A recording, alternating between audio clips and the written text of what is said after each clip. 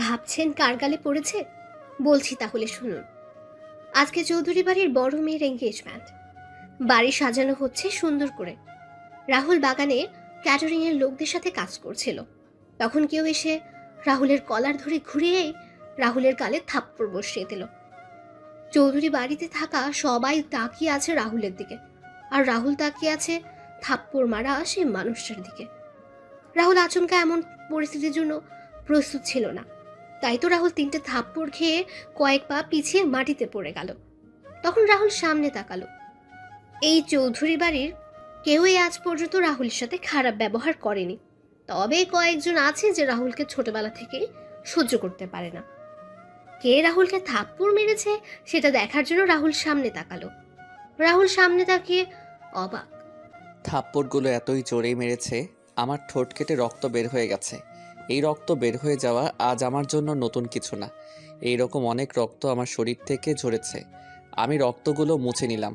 তখন কেউ বলে ওঠে, এই ছোট লোকের বাচ্চা, একটা কাজ দিলে তো সেটা সময় মতো করতে পারিস না, শুধু শুধু আমাদের বাড়িতে এসে আমাদের খাবার নষ্ট করছিস।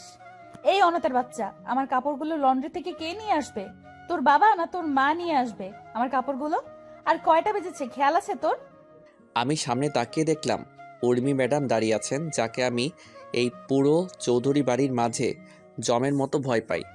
আমার আর বুঝতে বাকি রইল না, এখন আমার মৃত বাবা আর মাকে নিয়েও কথা উঠবে। আর এখন যদি তার প্রতিবাদ করি, তাহলে এই বাগানে সকল মানুষের সামনে উর্মি ম্যাডাম চেঁচামেচি শুরু করবে। হঠাৎ করে তখন মনে পড়ে ম্যাডামের কাপড়গুলো লন্ড্রি থেকে আনা হয়নি। ইসরে, আমিও ভুলে গেছিলাম একদম। আমি একটা হালকা হাসি মুখে বজায় রেখে ম্যাডামকে উদ্দেশ্য করে বললাম, ম্যাডাম একটা কথা বলবো? কি তাড়াতাড়ি বলে বিদায় হ অনাথের বাচ্চা। আগে বলেন, মারবেন না? তুই কি মজা করছিস আমার সাথে? না আরো কয়েকটা দিব। মজা আর আপনার সাথে? আমি হলাম সামান্য একজন চাকর, আর আপনি হলেন আমার ম্যাডাম। হুম, বল কি বলবি। আজকে তো আপনার এঙ্গেজমেন্ট। হ্যাঁ তো? ম্যাডাম, আজকে যদি আপনি ইউরোপিয়ান পোশাক না পরে বাঙালি পোশাক পরেন, তাহলে আপনাকে অনেক সুন্দর লাগবে। হালকা আকাশি রঙের শাড়ির সাথে চোখে হালকা কাজল, খোলা চুল, আপনাকে দেখতে অনেক সুন্দর লাগে। আর আপনার স্বামী পুরো ফিদা হয়ে যাবে আপনাকে দেখে। কি বললি? আবার বল। ম্যাডাম, ভুল হয়ে গেছে, আর বলবো না। আমি এক্ষুনি ছুটে যাচ্ছি, আপনার কাপড়গুলো নিয়ে আসছি। আপনি আপনার রুমে যান, আমি কাপড়গুলো নিয়ে আসতেছি। এদিকে আয়। না ম্যাডাম, আর বলবো না, ক্ষমা করে দেন আমায়। এই বলে আমি এক দৌড়ে বাড়ি থেকে বের হয়ে গেলাম। এবার আমাদের গল্পের নায়ক আর নায়িকার পরিচয় দেওয়া যাক। আমাদের গল্পের নায়কের নাম রাহুল চৌধুরী। সে 10 বছর বয়স থেকে এই চৌধুরী বাড়িতে কাজ করছে। রাহুল এবার ম্যানেজমেন্ট নিয়ে মাস্টার্স করছে, সেটা আবার সবার আড়ালে। রাহুলের বাবা মা এই পৃথিবীতে বেঁচে নেই। রাহুল বড় হয়েছে একটা অনাথ আশ্রমে। রাহুলের বাবা মা কে তা রাহুল জানে না। আর আমাদের দেশে এরকম ছেলেকে অনাথ বলা হয়। একদিন উর্মির বাবা শরীফুল চৌধুরী একটা কাজে আশ্রমে গিয়ে রাহুলের সাথে পরিচয় হন। তারপর রাহুলকে তার বাড়িতে নিয়ে আসেন। রাহুলকে চৌধুরী বাড়ির সবাই অনেক ভালোবাসে, তবে উর্মি ছোটবেলা থেকে রাহুলকে সহ্য করতে পারতো না। আর বাকিটুকু না হয় গল্প পড়তে পড়তেই জানতে পারবেন। এবার আসি আমাদের নায়িকার পরিচয় পর্বে। আমাদের গল্পের নায়িকার নাম উর্মি চৌধুরী। উর্মি তার বাবা মায়ের একমাত্র মেয়ে। উর্মি আমেরিকা থেকে অনার্স কমপ্লিট করে দেশে ফিরেছে। আজকে উর্মির এঙ্গেজমেন্ট তার ভালোবাসার মানুষ জয়ের সাথে। আর বাকিটুকু গল্পের সাথে থাকলেই জানতে পারবেন। এদিকে রাহুল লন্ড্রি থেকে কাপড় নিয়ে বাসায় এসে উর্মির দরজার সামনে দাঁড়িয়ে দরজায় কড়া নাড়ল। তখন উর্মি ভেতর থেকে বলল, আয় ভেতরে। কাপড়গুলো নিয়ে আমি রুমে ঢুকে দেখতে পেলাম ম্যাডাম তার আলমারিতে কী কাজ করছিলেন। তখন আমি কাপড়গুলো ম্যাডামের বিছানার উপরে রেখে যেই চলে আসতে যাব, তখন উর্মি ম্যাডামের সাথে ধাক্কা লাগে। ম্যাডাম তার আলমারি থেকে কাপড়গুলো নিয়ে সেগুলো ঠিক করতে করতে আমার দিকে আসছিলেন। ধাক্কা খেয়ে আমি নিচে আর ম্যাডাম আমার উপরে। আমি তখন ম্যাডামকে আমার উপর থেকে সরিয়ে উঠে পড়লাম। তখন ম্যাডাম আবার আমার গাল লাল করে দিয়ে বলেন, ফকিরের বাচ্চা ফকির, তো সাহস হয় কি করে আমায় স্পর্শ করার? সরি ম্যাডাম, ভুলবশত হয়ে গেছে, আমি ইচ্ছে করে করিনি। মেয়ে দেখলেই কি গায়ে পড়তে ইচ্ছে করে তোর, ছোট লোকের বাচ্চা? ম্যাডাম, ভুলবশত হয়ে গেছে, সামনে থেকে আর এমন হবে না, আমায় ক্ষমা করে দেন ম্যাডাম। বাড়ির চাকর চাকরের মতো থাকবি, আর সামনে থেকে আর এমন হলে তোর জীবনের আলো নিভিয়ে দিব। ম্যাডাম, এমন আর হবে না। তোর মতো অনাথ ছোট লোকের বাচ্চা কি করে আমাদের বাসায় আসলো সেটা আমি চিন্তা করে পাই না। আর বাবাজি কি দেখে তোকে আমাদের বাড়িতে নিয়ে এলো সেটাও বুঝি না। আমার চোখের সামনে থেকে বিদায় হ, বের হ রুম থেকে এখন। আমি তাড়াতাড়ি করে ম্যাডামের রুম থেকে বের হয়ে ছাদে চলে গেলাম। ছাদে গিয়ে নিজের চোখের জল ঝরাতে লাগলাম। শুনেছি ছেলেটা নাকি কান্না করে সবার আড়ালে। আমি তেমনই ছাদে এসে সবার আড়ালে চোখের জল ফেলছি। তখন কেউ আমার কাঁধে হাত রাখলো। আমি চোখের জল মুছে পিছনে তাকিয়ে দেখলাম দাদিমা আর ছোট আম্মু দাঁড়িয়ে। আপনাদের বলা হয়নি, উর্মির মা আর বাবাকে আমি ছোট আম্মু আর ছোট আব্বু বলে ডাকি, আর উর্মির দাদিকে আমি দাদিমা বলে ডাকি। তখন বললাম, দাদিমা, ছোট আম্মু, তোমরা এখানে? খুব কষ্ট হচ্ছে তাই না রে বাবা? আরে ছোট আম্মু, এগুলো আমার মতো অনাথের সহ্য হয়ে গেছে, তবে মা বাবাকে নিয়ে কেউ গালি দিলে কেন জানি কষ্ট হয়। অথচ আমি আমার নিজের বাবা আর মাকে কখনো দেখি নাই। কে বলেছে তুই অনাথ? আমরা তাহলে তোর কি হই? দাদিমা, কথায় আছে না, কে আপন আর কে পর, তা বোঝা বড় কষ্টকর। কি বললি তুই? তুই এই কথাটা আমাদের বলতে পারলি দাদু ভাই? ছোট আম্মু, দাদিমা, তোমরা হয়তো জানো এই কথাটার মানে। সব কিছু পাওয়ার পরেও নিজের কাছে মায়ের আর বাবার স্নেহের কমতি তো থেকে যায়। হয়েছে তোর বড়দের মতো কথা বলা। চল নিচে চল, একটু পর অনুষ্ঠান শুরু হবে। না ছোট আম্মু, আমি এখানে ঠিক আছি। শুধু শুধু নিচে গিয়ে অপমানিত হতে চাই না। সবাই চলে গেলে আমি নিচে আসব।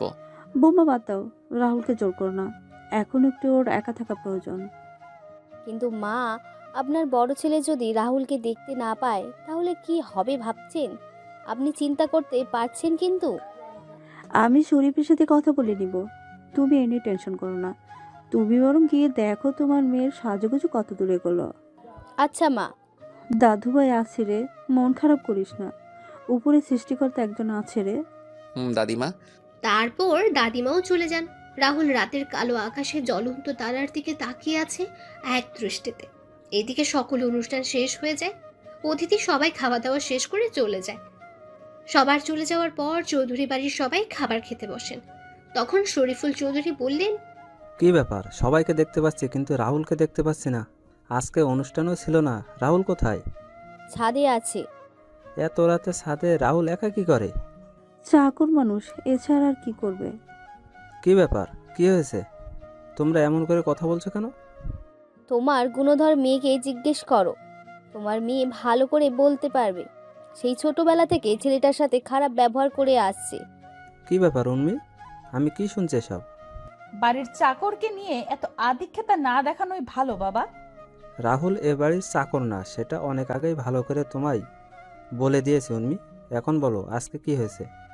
আমার কাপড় লন্ড্রি থেকে সময় মতো নিয়ে আসেনি, তাই কয়েকটা দিয়েছি। তোর কি কোনো লজ্জা শরম কিছু নেই? ছেলেটা তোর থেকে 6 বছরের বড়, তারপর ওর গায়ে হাত তুলিস তুই। এত কিছুর পরও ছেলেটা কিছুই বলে না তোকে। সামান্য একটা চাকরের জন্য তোমরা আমার সাথে এমন করতেছো? ওর মতো সামান্য চাকরের সাহস হবে কি করে আমায় কিছু বলার? সামান্য চাকর বলছিস কাকে তুই? আজকে যে তুই বৌমা, হচ্ছেটা কি? কি বলো মা তুমি? কি বলতে চাইছিলে তুমি এখন? আমি বেঁচে এরপরে কি মা? ও কিছু না, তুমি আর সামনে থেকে রাহুলের সাথে খারাপ ব্যবহার করবে না, আর যাতে তোমার নামে কোনো বিচার না আসে সেটা খেয়াল রাখবে উর্মি। শরীফুল চৌধুরী খাবার না খেয়ে উঠে পড়লেন। ছাদে গিয়ে দেখতে পেলেন রাহুল আকাশের দিকে মুখ করে শুয়ে আছে। তখন তিনি রাহুলের পাশে গিয়ে বসলেন। রাহুল হয়তো গভীর মনোযোগ দিয়ে আকাশের দিকে তাকিয়েছিল, যার জন্য কারো আসার শব্দ শুনতে পায়নি। তখন শরীফুল চৌধুরী রাহুলকে ধাক্কা দিলেন। রাহুল পাশে তাকিয়ে দেখলো তার ছোট আব্বু। তখন রাহুল বলল, ছোট আব্বু, তুমি কখন এলে? এই তো মাত্র আসলাম। কি করছিলি? তারা দেখছিলাম। ম্যাডামের এঙ্গেজমেন্টে সব কিছু শেষ হয়ে গেছে? হ্যাঁ। মন খারাপ তোর বাবা? না না ছোট আব্বু। আজকের ঘটনা আমি সব শুনেছি। রাহুল, তোর সাথে অনেক দিন ধরে একটা কথা বলা হয়নি রে। কি কথা ছোট আব্বু? কেউ মনে হচ্ছে আমাদের ক্ষতি করতে যাচ্ছে। আমাদের কোম্পানির সব কিছু ইনফরমেশন কীভাবে যেন জেনে যাচ্ছে। আমার হাতের কয়েকটা কন্টাক্টও ইতিমধ্যে আমার হাত থেকে বেরিয়ে যাচ্ছে। আমি কিছু বুঝতে পারছি না রে। আর কয়েকদিন পরে উর্মির বিয়ে ও সব কিছু মিলে কেমন যেন একটা অদ্ভুত পরিস্থিতির সৃষ্টি হয়েছে। আরে ছোট আব্বু, চিন্তা করো না, সব কিছু ঠিক হয়ে যাবে। যাও তুমি গিয়ে ঘুমিয়ে পড়ো। তুইও চল আমার সাথে, একসাথে খাবার খাবো। কি, তুমি এখনো খাবার খাওনি কেন? তুই খাবার টেবিলে নাই তাই আর খাইনি। আচ্ছা চলো, খাবার খাবে এখন? তারপর শরীফুল চৌধুরী আর রাহুল নিচে এসে খাওয়া শুরু করলেন। খাওয়া শেষ করে যে যার রুমে গিয়ে শুয়ে পড়ল। এদিকে রাহুল রুমে বসে কিছু কাজ করছিল আর কিছু জিনিস পর্যবেক্ষণ করে শুরু করলো। কিছু সময় পর রাহুলও ঘুমিয়ে পড়ল। পরের দিন সকালে রাহুল ঘুম থেকে উঠে বাগানে থাকা সকল গাছে পানি দিয়ে ছাদে থাকা গাছগুলোতে পানি দিয়ে নিচে এসে সবার জন্য সকালের নাস্তা তৈরি করছিল। তখন ছোট আম্মু এসে রাহুলকে বললেন, ওই তোরে সকাল সকাল রান্নাঘরে আসতে মানা করেছি না? আরে ছোট আম্মু, এই একবেলাই তো তোমাদের জন্য নাস্তা তৈরির সুযোগ হয়, আর বাকি সময় তো ম্যাডাম আর ছোট আব্বুর সাথে থাকতে হয়। আর এটা তো আমার ছোটবেলা থেকে করতে করতে অভ্যাসে পরিণত হয়েছে। এটা এখন পরিবর্তন কর, তুই এখন আর আগের রাহুল নেই। তখন শরীফুল চৌধুরীর ছোট ভাইয়ের স্ত্রী সুলতানা রহমান নিচে নামতে নামতে বললেন, ভাবি, আপনি যে কি বলেন না, চাকর তো চাকরই থাকবে, ছোট আর বড় কি, সে তো আজীবন চাকরই থাকবে। রাহুল সুলতানা রহমানের কথা শুনে হালকা হাসি মুখে এনে কাজে মনোযোগ দেয়। আর ছোট আম্মু সুলতানা রহমানকে উদ্দেশ্য করে বললেন, তুই ঠিক বলেছিস, অমানুষ তো আর কোনোদিনও মানুষ হয় না। অমানুষ কিভাবে মানুষের মূল্য দিবে? ভাবি, তুমি কি কথাটা আমায় বললে? দেখ সুলতানা, তুই কথাটা কিভাবে নিবি সেটা তোর বিষয়, আর আমি কি তোকে মিন করে বলেছি? রাহুল সকলের জন্য নাস্তা রেডি করে টেবিলে সাজিয়ে রাখলো। তারপর রাহুল উর্মির জন্য সেদ্ধ ডিম আর চিকেন ব্রেস্ট, টমেটো, শসা ও পেঁয়াজের সঙ্গে পিপার যোগ করে উর্মির জন্য সালাদ তৈরি করলো। উর্মির রুমের সামনে গিয়ে দরজায় কড়াও নাড়ল। তখন উর্মি এসে দরজা খুলে দিল।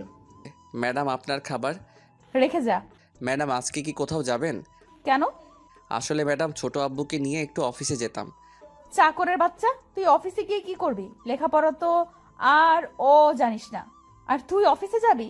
এই জুতাগুলো পলিশ করে নিয়ে আয়, আমি 11টার দিকে বের হব। 11টার আগে যেন তোকে গাড়ির কাছে দেখতে পাই। যদি 1 থেকে 2 সেকেন্ডও লেট হয় তাহলে তোর কপালে কিন্তু দুঃখ আছে। আচ্ছা ম্যাডাম। জুতাগুলো নিয়ে নিচে এসে আমি পালিশ করতে লাগলাম। জুতা পালিশ হয়ে গেলে আমি ম্যাডামের দরজার সামনে রেখে আসলাম। আমি নিচে এসে সবার এঁটো প্লেটগুলো ধুয়ে সাজিয়ে রান্নাঘরে রেখে আমার রুমে এসে গোসল করে নিলাম। তারপর সকাল 10টায় ছোট আব্বুকে নিয়ে বের হলাম অফিসের উদ্দেশ্যে। 10টা 30-এ ছোট আব্বুকে অফিসে নামিয়ে দিয়ে আমি 11টার আগেই বাসায় প্রবেশ করি। আমি গাড়িতে বসে ম্যাডামের জন্য অপেক্ষা করতে থাকি। কিছুক্ষণ পর দেখলাম ম্যাডাম আসছেন। গাড়ি থেকে বের হয়ে পিছনে দরজা খুলে দিলাম। ম্যাডামকে সিটে বসলো। আমি দরজা লাগিয়ে ড্রাইভিং সিটে বসে ম্যাডামকে বললাম, ম্যাডাম কোথায় যাব? এই শপিং মলে যাব। আচ্ছা ম্যাডাম। আমি গাড়ি চালানো শুরু করলাম। কিছুক্ষণ পর আমি শপিং মলের সামনে এসে দেখলাম ম্যাডামের বান্ধবীরা দাঁড়িয়ে আছে। আমি গাড়ি থামিয়ে গাড়ি থেকে বের হয়ে গাড়ির দরজা খুলে ম্যাডামকে বললাম, ম্যাডাম চলে আসছি, আপনি নামতে পারেন। গাড়ি পার্কিং গাড়িতে বসে থাকবি, আর আমি কল দিলে চলে আসবি। আর এই নে 50 টাকা, দুপুরের খাবার খেয়ে নিবি। হাসি মুখে টাকাটা নিয়ে আমি মাথা নাড়ালাম। তারপর ম্যাডাম তার বান্ধবীদেরকে নিয়ে চলে যান শপিং মলের ভিতরে। আমি গাড়িতে বসে রইলাম, ভালো লাগছিল না। তখন গাড়ি থেকে বের হয়ে আশেপাশে একটু হাঁটাহাঁটি করছিলাম। তখন দেখতে পেলাম একজন ভদ্র মহিলা তার ছেলেকে নিয়ে রাস্তা পার হতে পারছেন না। আমি তখন তাদের রাস্তা পার করিয়ে দিয়ে আসছিলাম। তখনই ম্যাডাম ফোন দিলেন। Hello madam. 4র্থ তলায়, তাড়াতাড়ি আয় তো একটু। আমি তাড়াতাড়ি করে শপিং মলের 4র্থ তলায় গিয়ে দেখতে পেলাম কয়েকটা ছেলে মিলে ম্যাডাম আর তার বান্ধবীদের সাথে কী যেন কথা বলছে। তবে তাদের কথা বলার ধরনগুলো সুবিধার মনে হচ্ছিল না। আমি ছেলেদের পিছনে গিয়ে বললাম, কিরে এখানে কি সমস্যা? কিছু না, তুই যা এখান থেকে, কোনো সমস্যা নেই। আচ্ছা ম্যাডাম চলুন, এখানে কোনো সমস্যা নেই। এখানে একদম চালাকি করার চেষ্টা করবি না, তা না হলে এগুলো দেখছিস। ভাই আমি কি করলাম? আমি তোমাদের জিজ্ঞেস করলাম সমস্যা কি, তোমরা বললে কোনো সমস্যা নেই, তাই তো আমি এদের নিয়ে চলে যাচ্ছি। আমরা তোকে যেতে বলছি না, তবে এই মা। আর কোনো কথা বলার সুযোগ দিলাম না। সোজা মুখ বরাবর একটা ছক্কা হাঁকিয়ে দিলাম আর ছেলেটা বাউন্ডারির বাইরে। তারপর সব কয়টাকে মারা শুরু করলাম। হঠাৎ কেউ আমার পেটের পাশে ছুরি দিয়ে আঘাত করে। আমি পিছনে তাকিয়ে দেখলাম ওই ছেলেটা আমি। তখন ছেলেটার দিকে এগিয়ে যাব, তখন ছেলেগুলো দৌড়ে পালিয়ে যায়। তারপর আমি আমার শার্ট খুলে আঘাত পাওয়া জায়গায় বেঁধে নিলাম। তারপর ম্যাডামকে বললাম, চলুন ম্যাডাম বাসায় যাওয়া যাক তাহলে। কিন্তু তোর তো ছুরি লেগেছে আর রক্ত পড়ছে। আরে ম্যাডাম, এটা কিছু না। আমাদের মতো চাকরের জন্য এইগুলো কিছুই না। এই আঘাতের চেয়ে আরও অনেক বড় বড় আঘাত পেয়েছি। আর রইল রক্তের কথা। রক্ত তো ছোট থেকে অনেক ঝরেছে, এখনও না হয় আরও কিছু ঝরুক। আমি মারা যাব না এত সহজে, আপনি চিন্তা করবেন না। চলুন ম্যাডাম এখন। বেশি কথা না বলে হসপিটালে চল, তুই না হলে তোর জন্য আমায় কথা শুনতে হবে। চিন্তা করবেন না, আমার কিছু হবে না। তারপর উর্মিরা সামনে আর রাহুল পেছনে, কিন্তু বারবার উর্মি পেছনে তাকাচ্ছে। হঠাৎ করে পেছনে কিছু পড়ে যাওয়ার শব্দ শুনে উর্মি আর ওর বান্ধবীরা পেছনে তাকিয়ে দেখলো রাহুল মাটিতে পড়ে গেছে। তারপর ধরাধরি করে রাহুলকে হাসপাতালে নিয়ে যাওয়া হলো। আর এইদিকে উর্মি ফোন দিয়ে তার বাবাকে সব কিছু খুলে বলল। তখন তার বাবা বললেন তিনি এখনই আসছেন। এদিকে রাহুলের অপারেশন চলছে ভেতরে, ডাক্তাররা অনেক সাবধানে অপারেশন করছেন। রাহুলের কোনো ভুল হলেই যে কোনো কিছুই হয়ে যেতে পারে। 3 ঘন্টা পর ডাক্তার বের হলেন অপারেশন থিয়েটার থেকে। তবে ডাক্তারের চেহারা কালো হয়ে আছে। এর মাঝে উর্মির বাবা মা, দাদিমা, চাচা চাচি চলে এলেন। তখন শরীফুল চৌধুরী বললেন, ডাক্তার, রাহুল কেমন আছে এখন? ডাক্তার চুপ করে আছে, কোনো কথা বলছে না। এবার সবার মুখটা কালো হয়ে যাচ্ছে, আর উর্মিও টেনশনে আছে। কিন্তু উর্মি বুঝতে পারছে না যে পেটের পাশে আঘাতের জন্য কি এমন হলো ডাক্তারের মুখ এমন কালো। আর ডাক্তার চুপ হয়ে আছে, কোনো কথা বলছে না। তখন উর্মির চাচা শফিক চৌধুরী বললেন, কি হলো ডাক্তার, আপনি কোনো কথা বলছেন না যে? বলুন না, রাহুলের অবস্থা এখন কেমন? ছেলেটা ভালো আছে তো? দেখুন, আমি আপনাদের আগেই বলেছিলাম যে আচ্ছা, আমরা আপনার চেম্বারে গিয়ে কথা বলি। আপনি চেম্বারে যান, আমরা আসছি। ডাক্তার তার চেম্বারে চলে গেলেন। আর তখন শরীফুল চৌধুরী উর্মিকে বললেন, উর্মি, তুই বাসায় চলে যা। কেন? আর তোমরা ডাক্তারকে এখানে কিছু বলতে মানা করলে কেন? তোমরা কি লুকাতে চাচ্ছ আমার থেকে? সামান্য একজন বাড়ির চাকরের জন্য তোমরা এত চিন্তা করছো কেন? আর ও মরে গেলেই বাকি। উর্মি আর একটা কথা বললে থাপ্পড় দিয়ে গাল লাল করে দিব। মানুষকে সম্মান দিয়ে কথা বলতে শিখো। আর সুলতানা, তুইও চলে যা উর্মির সাথে বাসায়। বাসায় কেউ নেই এখন। কি ব্যাপার বলো তো? তোমরা কি লুকানোর চেষ্টা করছো বলো তো? আমি এখানে থাকি আর উর্মি বরং বাসায় চলে যাক। ভাবি কি বললো তোমায়? শুনতে পাওনি তুমি? উর্মিকে নিয়ে যাও বাসায়। উর্মি আর চাচি সুলতানা রহমান চলে গেলেন হাসপাতাল থেকে। তারপর সবাই মিলে ডাক্তারের চেম্বারে গেল। তখন ডাক্তারের কথা শুনে সবার মুখ একদম কালো হয়ে গেল। 7 দিন পরে সবাই রাহুলকে নিয়ে বাসায় ফিরে আসলো। রাহুলের পুরোপুরি সুস্থ হতে আরও 3 দিন সময় লাগবে। এখন রাহুল পুরোপুরি সুস্থ। রাহুল আগের মতো বাসার সব কাজ করে। রাহুল একদিন তার রুমে বসে বিসিএস এর জন্য পড়াশোনা করছিল। তখনই উর্মি রাহুলের দরজায় কড়া নাড়ল। তখন রাহুল বইগুলো লুকিয়ে রেখে দরজা খুলে দিল।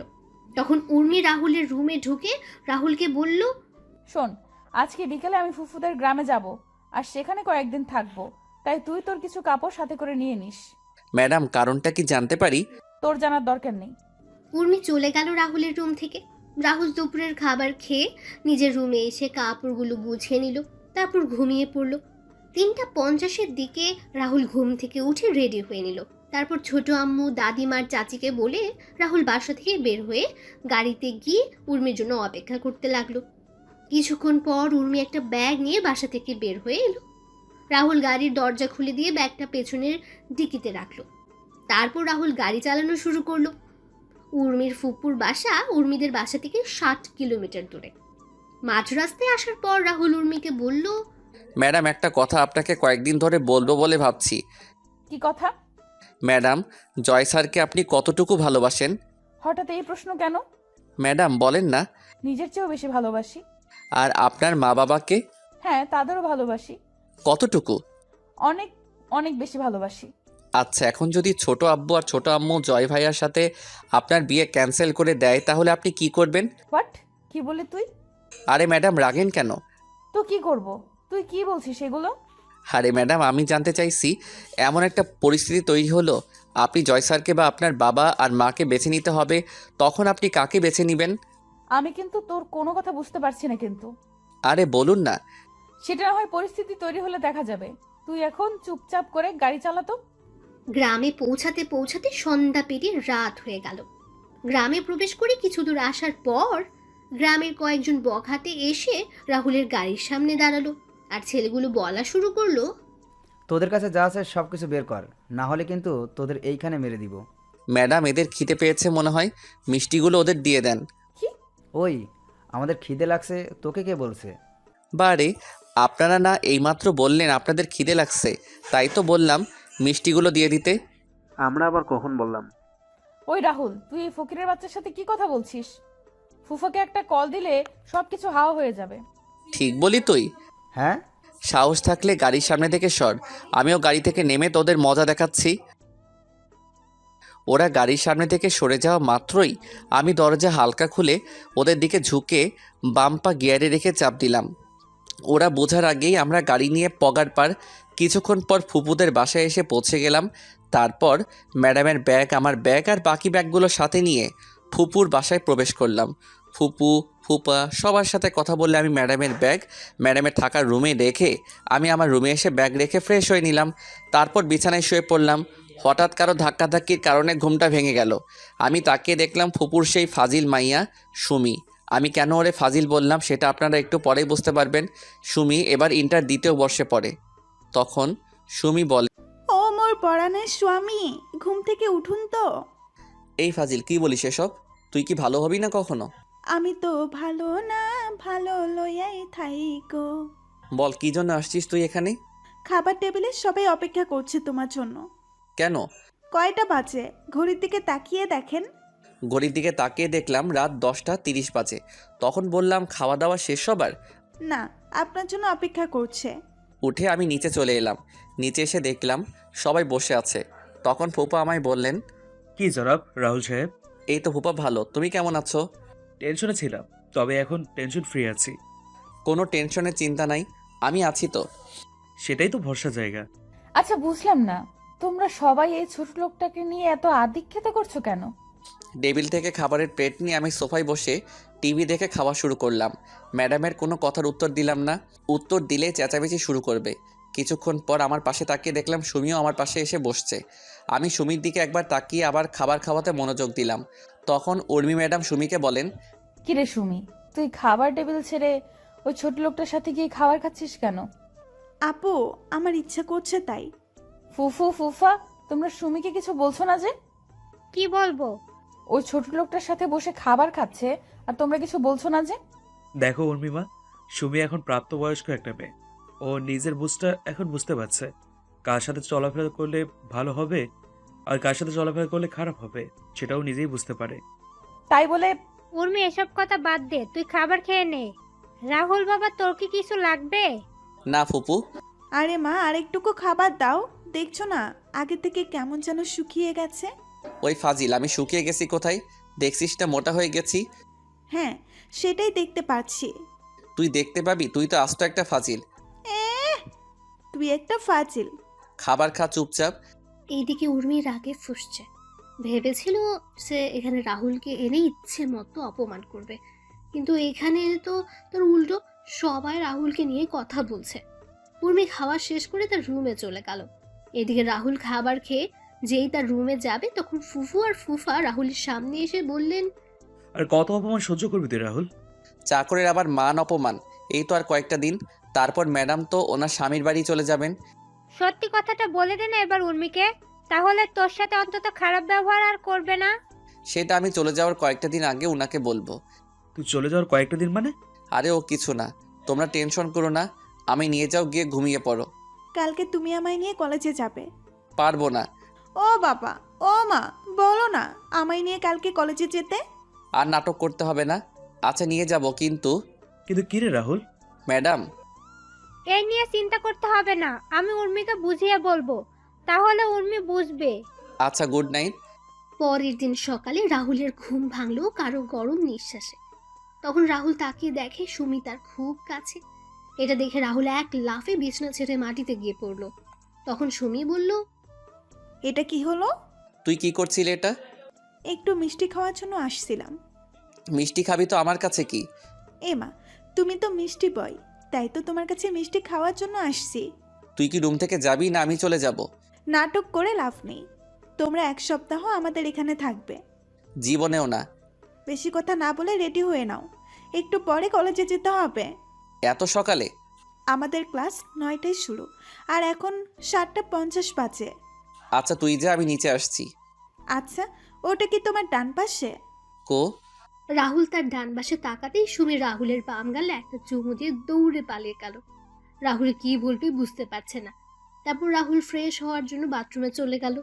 বাথরুম থেকে ফ্রেশ হয়ে নিচে গিয়ে সকালের নাস্তা করে সুমির জন্য অপেক্ষা করতে লাগলো। কিছুক্ষণ পর সুমি চলে আসলো। তখন রাহুল আর সুমি বের হলো বাসা থেকে। রাহুল যে গাড়িতে গিয়ে বসবে তখন সুমি বলল, ওদিকে কোথায় যাচ্ছ? কেন গাড়িতে যাবি না? না। তাহলে হেঁটে যাবি কি? না। তাহলে কলেজে যাবি কিসে করে? বাইকে করে যাব। বাইক পাবি কোথায়? আর আমি তো বাইক চালাতে পারি না। মিথ্যা বলবে না, আমি জানি তুমি বাইক চালাতে পারো, আর বাইক গ্যারেজে আছে, নিয়ে আসো গিয়ে। গাড়ি থাকতে বাইক কেন? আমার ইচ্ছে তাই। আমি পারবো না। পারবে না তো তুমি? না। মা, বাবা, মা বাবা, কোথায় তোমরা? এই চুপ, যাচ্ছি আমি। চাবি কই? বাইকে আছে। তারপর গ্যারেজে গিয়ে দেখতে পেলাম একটা নতুন বাইক, অ্যাপাচি RTR 164B। তারপর বাইক স্টার্ট দিয়ে আমি গেটের সামনে এসে দাঁড়ালাম। সুমি এসে পিছনে বসলো। তখন আমি বললাম, এই নতুন বাইকটা কার জন্য কিনে আনা হয়েছে? তোমার জন্য। আমার জন্য মানে? যেদিন আমি শুনলাম তুমি আর উম্মি আপু আমাদের বাসায় আসবে আর 1 সপ্তাহ থাকবে, তখনই আমি প্ল্যান করে বাবাকে বলে বাইক কিনে নিয়ে আসলাম। আর তুমি এভাবে আমায় নিয়ে প্রত্যেক দিন কলেজে নিয়ে যাবে। বাহ, ঢেকি স্বর্গে গেলেও ধান ভাঙবে। তুমি কি বললে এক্ষুনি? কিছু না, এই বলে আমি বাইক চালানো শুরু করলাম। কিছু দূর আসার পর সুমি আমায় জড়িয়ে ধরলো শক্ত করে। আমার কেন যেন অস্বস্তি হচ্ছিল। আমি তখন বাইকটা রাস্তার পাশে দাঁড় করালাম। কি হলো? তুই এভাবে আমায় জড়িয়ে ধরেছিস কেন? আমার ভয় করে তাই। ভয় যখন করে তাহলে বাইকে আসার জন্য পাগল হয়েছিলি কেন? সাথে তুমি আছো তাই। তুই যদি এভাবে জড়িয়ে ধরিস তাহলে আর বাইক চালাবো না, আর তোর কলেজ মিস হয়ে যাবে। তাহলে তো তোমার সাথে আরো সময় কাটাতে পারবো ভালো করে। কি বলো তুমি? দেখ বোন, তুই এসব কেন করছিস বলতো? কি বললি? তুই আমাকে তুই করে বলছিস কেন? আমি তোর কোন সম্পর্কে বইন লাগি? কেন, ফুপাতো বোন? তুই তো আর নিজের ফুফাতো ভাই না, আর এখন ফুফাতো ভাই বোনের মাঝে এসব হয়? কিসব হয়? প্রেম, ভালোবাসা, বিয়ে, বাচ্চা। চুপ কর, আমি নিয়ে যাচ্ছি তোকে। এই বলে রাহুল গাড়ি চালানো শুরু করলো। কি হলো? বসে বললে যে? ম্যাডাম কল দিয়েছিল। আর কি? এখন বাসায় না গেলে আমার অবস্থা খারাপ করে দিবে বলেছে। আরে আপু কিছু করবে না, তোমায় ভয় দেখাচ্ছে আপু। না, লেট করা যাবে না। ম্যাডাম রেগে আছে অনেক। তুই বাইকে উঠে পড়। বাসায় গিয়ে আগে ম্যাডামের মেজাজটা ঠান্ডা করতে হবে, তা না হলে ম্যাডাম আমার অবস্থা খারাপ করে দিবে। তুমি না বললে আমায় কি বলবে? বেঁচে থাকলে পরে বলবো। তুই তাড়াতাড়ি করে বাইকে ওঠ। উঠছি। সুমি মন খারাপ করে বাইকে উঠে পড়ল। রাহুল বাইক চালাতে শুরু করে কিছুক্ষণ পর রাহুল বাসে এসে পৌঁছে দেয়। সুমিকে নামিয়ে দিয়ে রাহুল বাইকটা গ্যারেজে রেখে সোজা উর্মির দরজার সামনে গিয়ে কড়া নাড়ল। তখন উর্মি বলল, ভেতরে আয়। আমি ভিতরে ঢুকতেই ম্যাডাম আমার সামনে এসে আমার গালে তার হাত দিয়ে 2 বার মালিশ করে দিল। সাথে সাথে 2 হাত দিয়ে আমি আমার গালটা চেপে ধরি। এত জোরে মেরেছে, গালে ব্যথা করছে। আমি আমার হাতে দেখলাম রক্ত লেগে আছে। আমার আর বুঝতে বাকি রইল না ম্যাডামের থাপ্পড়টা এতটা জোরে মেরেছে যার জন্য আমার ঠোঁট কেটে রক্ত পড়ছে। তখন ম্যাডাম রাগী কণ্ঠে আমায় বলে, তোকে এখানে কেন নিয়ে আসছি আমি? মাথা নিচু করে বললাম, ম্যাডাম আপনার সাথে থাকার জন্য। তাহলে তুই কি করেছিস? আসলে ম্যাডাম ফুপু আর ফুপা আমায় বলল যাওয়ার জন্য, তাই। তোরে আমি কি বললাম আমার মুখের উপর কখনো কোনো কথা বলবি না? তাহলে তুই আমার মুখে মুখে তর্ক কেন করছিস? ম্যাডাম ভুল হয়ে গেছে আমার, ক্ষমা করে দেন। যা গাড়িতে গিয়ে বস, আমি আসছি। আর শোন, আর যদি এমন ভুল করিস তাহলে তোর কি হাল করব সেটা আমি নিজেই জানি না। আমি গাড়ির কাছে চলে এলাম।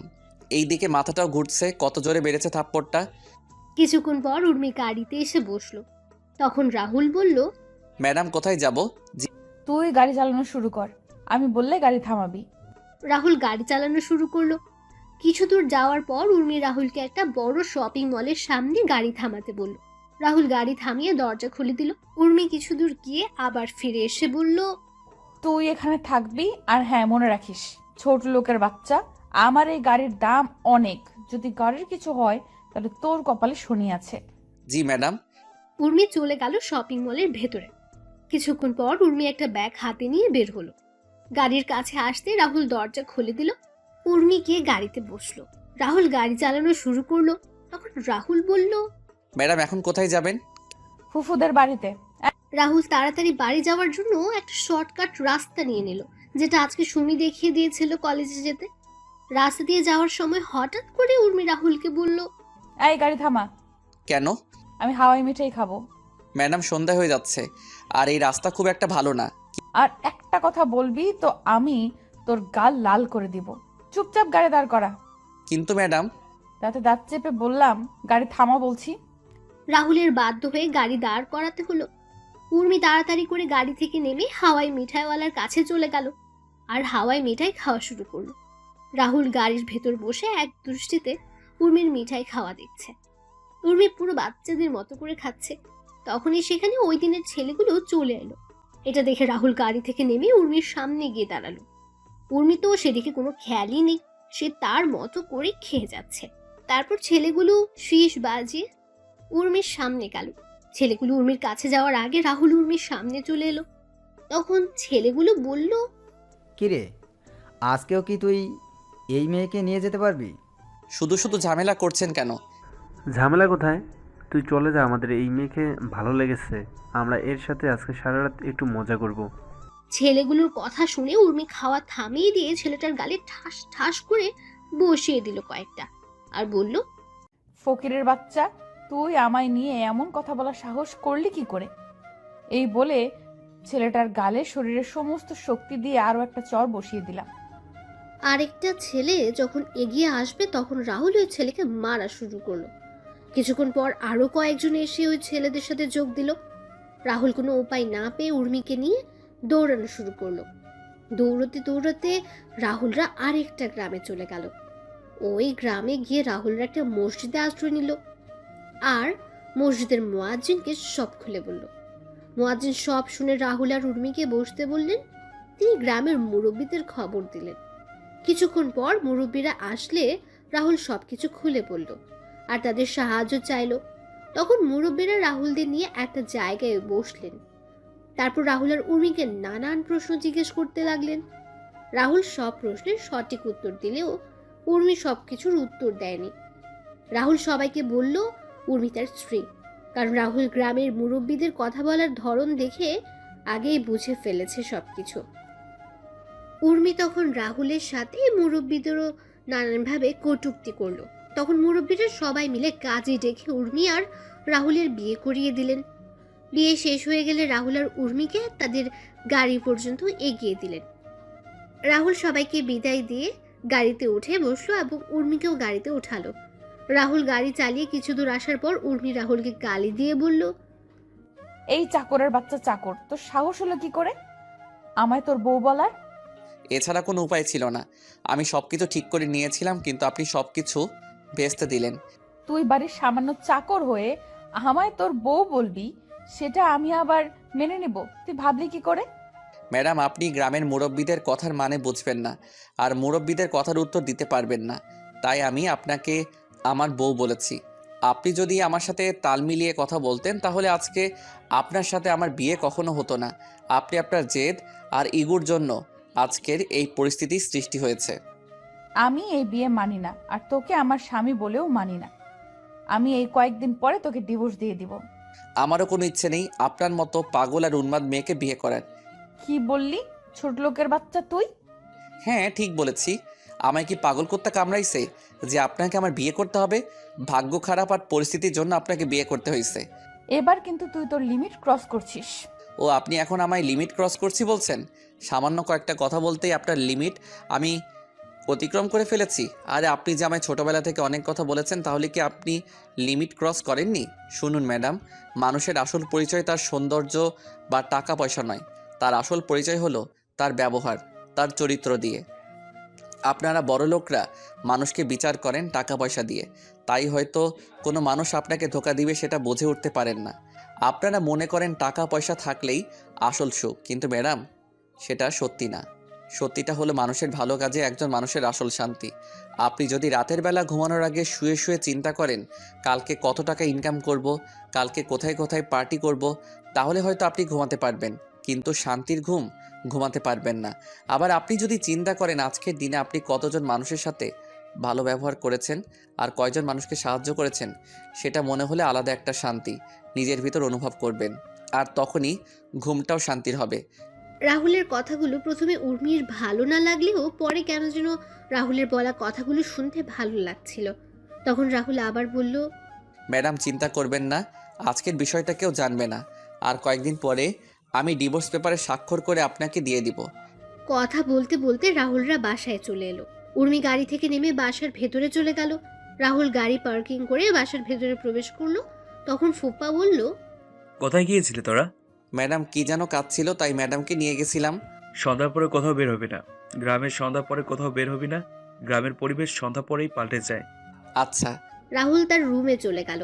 রাতের খাবার খাওয়ার সময় ফুফু বলল, উর্মি মা, তোর কোনো অসুবিধা হচ্ছে না তো? না ফুফু, আমার কোনো সমস্যা হচ্ছে না। উর্মিমা, তুই চাইলে কালকে সুমির সাথে সুমির কলেজে যেতে পারিস। তাছাড়া রাহুলও সুমিকে নিয়ে সুমির কলেজে যায়। কলেজে গিয়ে তোরও ভালো লাগবে। তোর ফুপু তো তার কাজ নিয়ে বিজি, আমিও আমার অফিস নিয়ে। তুই একা একা বাসায় থাকবি? আপু যাবে না আমার কলেজে, তাই না আপু? আমি তোকে কখন বললাম আমি যাব না কলেজে? তুই না কালকে বললি যাবি না আমার কলেজে। তখন ইচ্ছে হয়নি, এখন আমার ইচ্ছে হয়েছে তাই। রাহুল সোফায় বসে টিভি দেখছে আর খাবার খাচ্ছে। এদিকে উর্মি কালকে কলেজে যাবে শুনে সুমির অনেক রাগ হচ্ছে। সুমির রাগ হচ্ছে তার বাবার উপর। তিনি কেন উর্মিকে তাদের সাথে কলেজে যেতে বলেছেন? উর্মি মন খারাপ করে খাবার নাড়াচাড়া করছে। তখন সুমির মা বলল, কি রে সুমি, খাচ্ছিস না কেন? খাচ্ছি তো। সুমি, তুই কোনো কিছু নিয়ে টেনশন করেছিস? আস্তে আস্তে করে বললাম, তুই তো আমার আসল টেনশনের কারণ আপু। কালকে কলেজে গিয়ে যে তুই কি করবি সেটা নিয়ে আমি টেনশনে আছি রে বোন। কি রে, কিছু বলছিস না যে? কালকের বাসের জন্য অপেক্ষা করছি। কিসের বাস? সেটা তুমি বুঝবে না। তারপর খাবার শেষ করে যে যার রুমে চলে গেল। রাহুলও তার রুমে গিয়ে ঘুমিয়ে পড়ল। পরের দিন সকালে রাহুল ঘুম থেকে উঠে সকালের নাস্তা শেষ করে মোবাইলে গেমস খেলা শুরু করলো। এদিকে উর্মি আর সুমি সকালের নাস্তা শেষ করে নিজেদের রুমে গিয়ে কলেজে যাওয়ার জন্য রেডি হচ্ছে। কিছুক্ষণ পর উর্মি আর সুমি রেডি হয়ে নিচে আসলো, আর রাহুল কোনো দিকে নজর না দিয়ে নিজের মোবাইলের স্ক্রিনের দিকে তাকিয়ে রইল। তখন সুমি বলল, এই যে হ্যালো। ব্যস্ত আছি এখন, প্লিজ ডিস্টার্ব করবেন না, তাহলে তো খারাপ হয়ে যাবে। চুপ কর, না হলে তোর। রাহুলের কোনো দিকেই খেয়াল নেই, সে শুধু তার গেম নিয়েই ব্যস্ত। সুমি কোনো উপায় না পেয়ে রাহুলকে জোরে একটা ধাক্কা মারল। সুমির ধাক্কায় রাহুলের জ্ঞান ফিরল। তখন রাহুল সামনে তাকিয়ে দেখতে পেল উর্মি আর সুমি দাঁড়িয়ে আছে। রাহুল ফোন রেখে তাড়াতাড়ি করে গাড়ির কাছে চলে গেল। রাহুলের পেছন পেছন উর্মি আর সুমি গাড়ির কাছে চলে এলো। রাহুল দরজা খুলে দিল। উর্মি পেছনের সিটে গিয়ে বসলো আর সুমি রাহুলের পাশের সিটে গিয়ে বসলো। রাহুল গাড়ি চালানো শুরু করলো। কিছুক্ষণ পর সুমির কলেজে পৌঁছে গেল তারা। সুমি গাড়ি থেকে নেমে উর্মিকে বলল, আপু চল। বল। রাহুলকে উদ্দেশ্য করে বললাম, কি হলো তুমিও আসো? উনি ম্যাডামকে দেখে আমি সুমিকে বললাম, না আপনারা যান, আমি এখানে আছি, আর কোনো কিছু দরকার হলে আমাকে বলবেন, আমি পৌঁছে যাব। বললাম না আসার জন্য। না আপনারা যান। এই সুমি, ওকে এত করে বলছিস কেন? ও চাকর, ও গাড়ির কাছেই থাকুক, ওকে কেন ডাকছিস তুই? আপু ও তোদের চাকর, কিন্তু আমাদের জন্য আমাদের অতিথি। কারণ অন্তত তুই আমার কলেজে ওকে চাকর বা অন্য কিছু না বললে খুশি হব। আর কলেজের সবাই বাবাকে সম্মান করে, তাই কলেজের সবার সামনে এমন কোনো আচরণ করিস না যার জন্য বাবার সম্মানহানি না হয়। ওর জন্য তোর এত দরদ কিসের? মানুষই মানুষের জন্য দরদ থাকাটা কি স্বাভাবিক নয় আপু? দেখ আমি ওদের কথা শুনে বুঝতে পারলাম এদের যদি থামানো না হয় তাহলে দুই বোনের মাঝে ঝগড়া চুল ছিঁড়াছিঁড়ি হতে পারে। তখন বললাম, আমি গাড়িতে আছি, আপনারা আসুন, আর গাড়িতে গ্যাস নেই, আমি বরং গ্যাস নিয়ে আসি। এই বলে আমি সেখান থেকে চলে এলাম। রাহুল গাড়িতে এসে আবার গেম খেলা শুরু করলো। আর এদিকে সুমি আর উর্মি ক্যাম্পাসে গিয়ে বসলো। সুমি তার বন্ধু আর বান্ধবীদের সাথে উর্মির পরিচয় করিয়ে দিল। তারপর সবাই মিলে কিছুক্ষণ আড্ডা দিয়ে ক্লাসে চলে গেল। সকল ক্লাস শেষ করে সুমিরা আবার আড্ডা দেওয়া শুরু করলো। কিছুক্ষণ পর সবাই যার যার বাসায় চলে গেল। সুমি আর উর্মি এসে দেখতে পেল রাহুল গেম খেলছে। তখন সুমি রাহুলের হাত থেকে মোবাইল নিয়ে নিল। হঠাৎ করে কেউ আমার হাত থেকে মোবাইল নিয়ে নিল। খেলার মাঝে এমনটা করলে বলেন তো কেমনটা লাগে? তা আবার যদি প্রিয় গেম সিওডি হয় তাহলে তো কোনো কথাই নেই। আমি বিরক্ত নিয়ে তাকালাম পাশে। আমি তখন দেখলাম সুমি আর ম্যাডাম দাঁড়িয়ে আছে। আমি গাড়ি থেকে নেমে তাড়াতাড়ি করে গাড়ির দরজা খুলে দিলাম। ওনারা গাড়িতে বসলে আমি আবার গাড়ি চালানো শুরু করলাম। 40 মিনিট পরে সবাই বাসায় এসে পৌঁছালো। দুপুরের খাবার খেয়ে যে যার মতো রুমে গিয়ে ঘুমিয়ে পড়ল। বিকেলে রাহুলের ঘুম ভাঙলে রাহুল ছাদে গিয়ে দোলনায় শুয়ে পড়ল। রাহুল শুয়ে শুয়ে এক দৃষ্টিতে আকাশের দিকে তাকিয়ে আছে। সুমিদের বাসার ছাদে এলেই খারাপ থাকা মনটা নিমেষেই ভালো হয়ে যায় পাখির কিচিরমিচির শব্দে। মানুষের বাসায় ফেরার মতো পাখিরাও ফিরে যাচ্ছে তাদের আসল ঠিকানায়। আর সাথে পাখির কিচিরমিচির শব্দ, ঝাঁকে ঝাঁকে চড়ুই পাখি দেখে মনে হচ্ছে এ যেন পাখিদের মিলন মেলা। দল বেঁধে উড়ে এসে বসে গাছের ডালপালায়। গাছের প্রতিটি শাখা প্রশাখা ভরে ওঠে চড়ুই পাখিতে। আর তাদের কিচিরমিচির শব্দে মুখর থাকে গোটা এলাকা। সুমিদের পাশে এই বিদ্যুৎ কেন্দ্রের বাগানে বিকেল হলেই সমাবেশ হয় শত শত চড়ুই পাখির। সারাদিন স্থানটি ফাঁকাই থাকে, তবে বিকেল হলেই শুরু হয়ে যায় পাখিদের আনাগোনা। ঝাঁকে ঝাঁকে চড়ুই পাখি এসে বসে থাকে পল্লী বিদ্যুৎ সংলগ্ন আশেপাশের গাছপালাগুলোতে। সন্ধ্যার আগ মুহূর্ত পর্যন্ত হাজার হাজার পাখি এসে জড়ো হয় এলাকাটিতে। পাখিদের কলকাকলিতে মুখর হয়ে ওঠে পুরো এলাকা। এ সময় এক অপূর্ব পরিবেশের সৃষ্টি হয়। তখনই রাহুল কারো ছাদের আসার শব্দ শুনতে পেল। রাহুল তাকিয়ে দেখল সুমি আর উর্মি ছাদে এসেছে। রাহুল সেটা দেখে না দেখার ভান করে শুয়ে শুয়ে পাখিদের আনাগোনা দেখছে। তখন উর্মি সুমিকে বলল, দেখ কেমন করে শুয়ে আছে।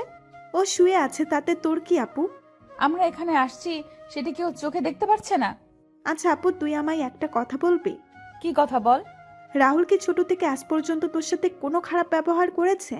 তুই রাহুলকে সবার সামনে অনেক বাজেভাবে অপমান করিস, তারপরও রাহুল তোকে কিছু বলেছে কি? চাকর হয়ে বলবে কি? আপু, ও চাকর হলেও কিন্তু আমাদের মতো মানুষও। আচ্ছা আপু, আজকে যদি রাহুল চাকর না হয়ে কোনো ধনী ছেলে হতো, আর তুই যদি রাহুলের জায়গায় থাকতি, তাহলে তুই যেভাবে রাহুলকে আঘাত করিস, তাকে অনেক বাজেভাবে সবার সামনে ট্রিট করিস, সেগুলো রাহুল যদি তোর সাথে করতো, তাহলে তুই কি সেগুলো সহ্য করে নিতি? আপু, আমরা যেমন কষ্ট পেলে সেগুলো সহজেই প্রকাশ করতে পারি, কিন্তু রাহুল কষ্টগুলো সহজেই প্রকাশ করতে পারে না। রাহুল তার মনের কষ্টগুলো নিজের মাঝে জমিয়ে রাখে। জানিস তো আপু, মানে যখন তার নিজের কষ্টগুলো কারোর সাথে শেয়ার করতে পারে না, তখন আকাশের দিকে তাকিয়ে সেই কষ্টগুলো শেয়ার করে। আপু, তারপরেও যদি তুই চাস তাহলে আমি রাহুলকে এখান থেকে তুলে দিচ্ছি। সুমির কথাগুলো শুনে কেন যেন উর্মির মনে কিছুটা মায়া হলো রাহুলের জন্য। তখন উর্মি রাহুলের চেহারার দিকে তাকালো। আসলেই তো রাহুলের চেহারায় কষ্টের চাপ। তখন উর্মি মনে মনে বলল, সত্যি তো, ওর চেহারায় কষ্টের ছাপ স্পষ্ট। না, আমার ওর সাথে এমনটা করা ঠিক হয়নি। সত্যি তো, আমি কষ্ট পেলে আমার কষ্টগুলো মা বাবা বা পরিবারের সবার সাথে শেয়ার করতে পারি, কিন্তু রাহুলের তো কোনো পরিবার নেই যে রাহুল তার কষ্টগুলো কারোর সাথে শেয়ার করবে। আমার শত অপমান সহ্য করেও আমায় কোনো একটা কটু কথা বলেনি, কিন্তু রাহুলকে দেখলেই কেন জানি অনেক রাগ হয়। নিজের রাগটাকে কেন জানি কন্ট্রোল করতে পারি না। না, সামনে থেকে ওর সাথে আর এমন করব না। এদিকেও সুমি তাকিয়ে দেখতে পেল উর্মি রাহুলের দিকে তাকিয়ে আছে। তখন সুমি উর্মিকে ধাক্কা দিয়ে বলল, আচ্ছা আপু, তুই দাঁড়া, আমি রাহুলকে তুলে দিচ্ছি দোলনা থেকে। সুমিকে আটকে দিয়ে বললাম, না লাগবে না, চল নিচে চল, ও ওর মতো থাকুক। চল ফুফু আর ফুফার সাথে কথা বলি গিয়ে। সুমি উর্মির কথা শুনে একটু মুচকি হাসলো।